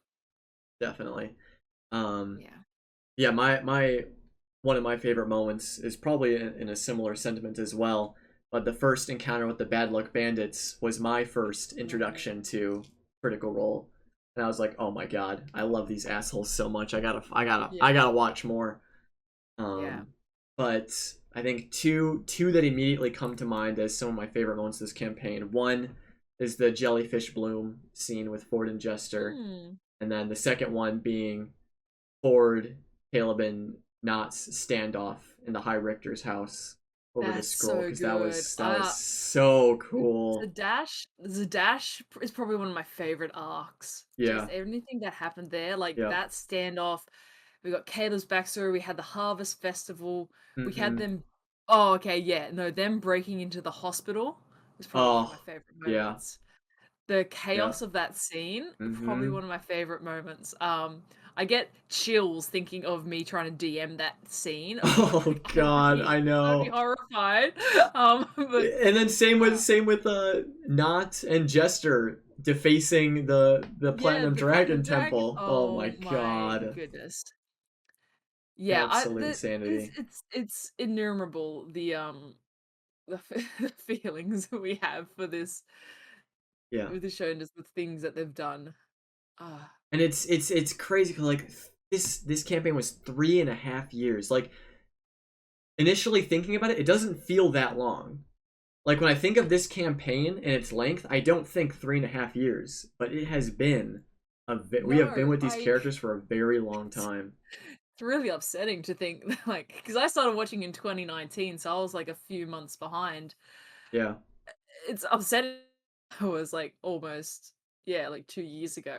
Yeah, it's over 2 years. Ah, God, what yeah, am I doing with my life? It's it's like been. time's regressed. I know it's like wait, time's passing. Wait, that happens. Time's regressing, Wait, but am I? I don't yeah, know. right. It feels like it really does feel like that. Yeah. Um, Oh my oh, goodness. like Travis and Laura had a baby during this campaign. Yeah. What? Like. Critical Role as a company was formed during this campaign. Yeah, because there Like was it still. was pretty early on, Yeah. but mm, so Yeah. much. No. Just the Kickstarter was during this Yeah. campaign. Uh like I mean, yeah, the pandemic as well. Like not Yeah. to put it down on it, but like the break Mhm. and the uncertainty of what would happen. Mhm. There was times there where I thought like, oh, they might actually just like disband. Like this could be Yeah. the end. Because no one knew what the hell was happening that during that time. Um, Mhm. oof, yeah, man, So what a much. what What a a campaign. What a campaign, but what a three what and a a couple half years. years. What a handful of years. This Oh, it truly has been a journey. Um it's it's been a wild ride. Wild yeah, ride. And again, it's the same line. Let's do it again. Let's do it all yeah, I over like it. again. So sweet. So so wonderful. But if that is all we have to say, Oh, oh man, then I guess we can go ahead and call this one a wrap. oh my god. Wow. Critical Role Campaign 2 is over. Ah! And Oh my that's it, god. Yep. folks. And that is it. But don't worry, that is not it for the What the Sheep podcast. That's Or it. You'll yeah, never and that see us you know what, again. that is it. We're done. This is our. It's been a pleasure, everyone. Um, no, but we will still be around. I will still be around. Doing hype streams here and there for whenever they do one shots or any of that stuff. But the What the She podcast will still be around. We will be around for even before campaign 3 Oh yeah. begins for our we're going Oh to be yeah. doing like a massive, theory stream about, what classes and races we think the cast's going to play. It's We're going it's to we're just going to gonna plan be out the entire all the story arcs of the campaign yep, all the beginning canon to beats. end. Uh, Um it's just gonna be the ends of our episodes normally where we go into our tinfoil yep. theories, but a whole Yep. episode of that. Um, It's going to be great. It's going to be great. um, but no, but you should all definitely check out the Discord and also follow the What the Sheet Yes, Twitter yes, because that yes, is where yes. we're That is gonna be going to be putting stuff. very, very, very Um, important. Since our schedule now is going to be very random loose. on when we go live again. Yeah. So please do follow us on Twitter, Mhm. um, and uh, join our Discord server. Join the Discord Yes. server. I believe the link to the Discord server is in the description of this live stream at the moment. So if you just want to click on that, join it. And I always post whenever we go live and stuff, so you'll be able to find out. You'll be able to find out there. But yes, if you do want to keep up on our plans for What the Sheet and the plans for my streams and all that stuff, please do follow us at What the Sheep Pod on Twitter, and be sure to join the Discord as well. Yeah, hope to see you all there. The Discord is filled with wonderful chaos, and I'm sure. Oh boy, it's yeah. every day. Every day is an experience. I think that's Yeah. all I need. Is every day is a brand new day filled with I haven't chaos. felt as aged or as old as I did when doing this Discord. I'm like, I don't understand what's happening, but it seems fun. It is wonderful. There are so many amazing people in the Discord. Yeah.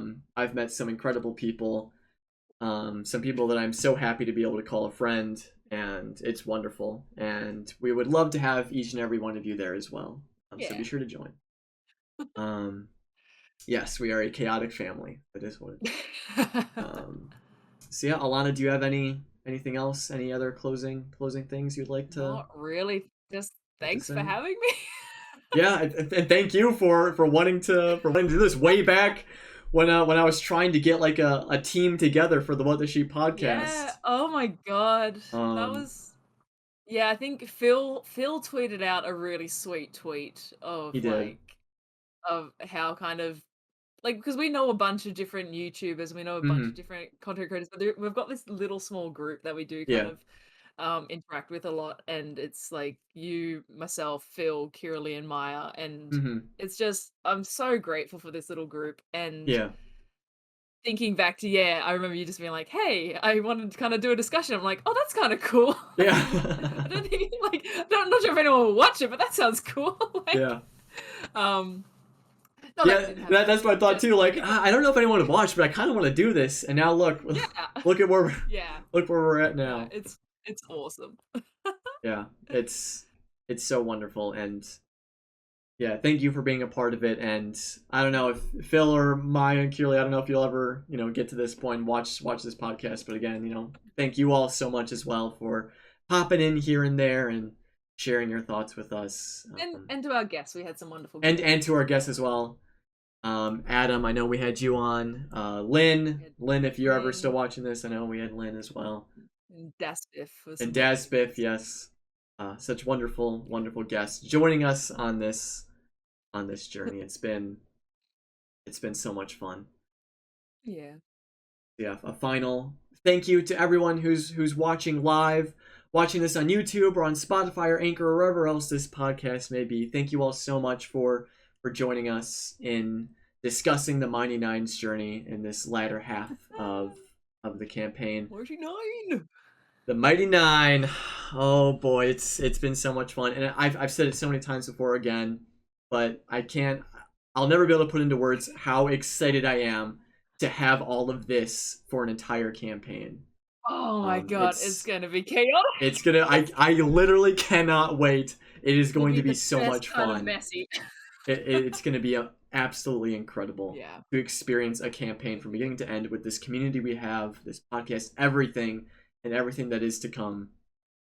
I'm so happy to have you all here. Yeah. To experience it with.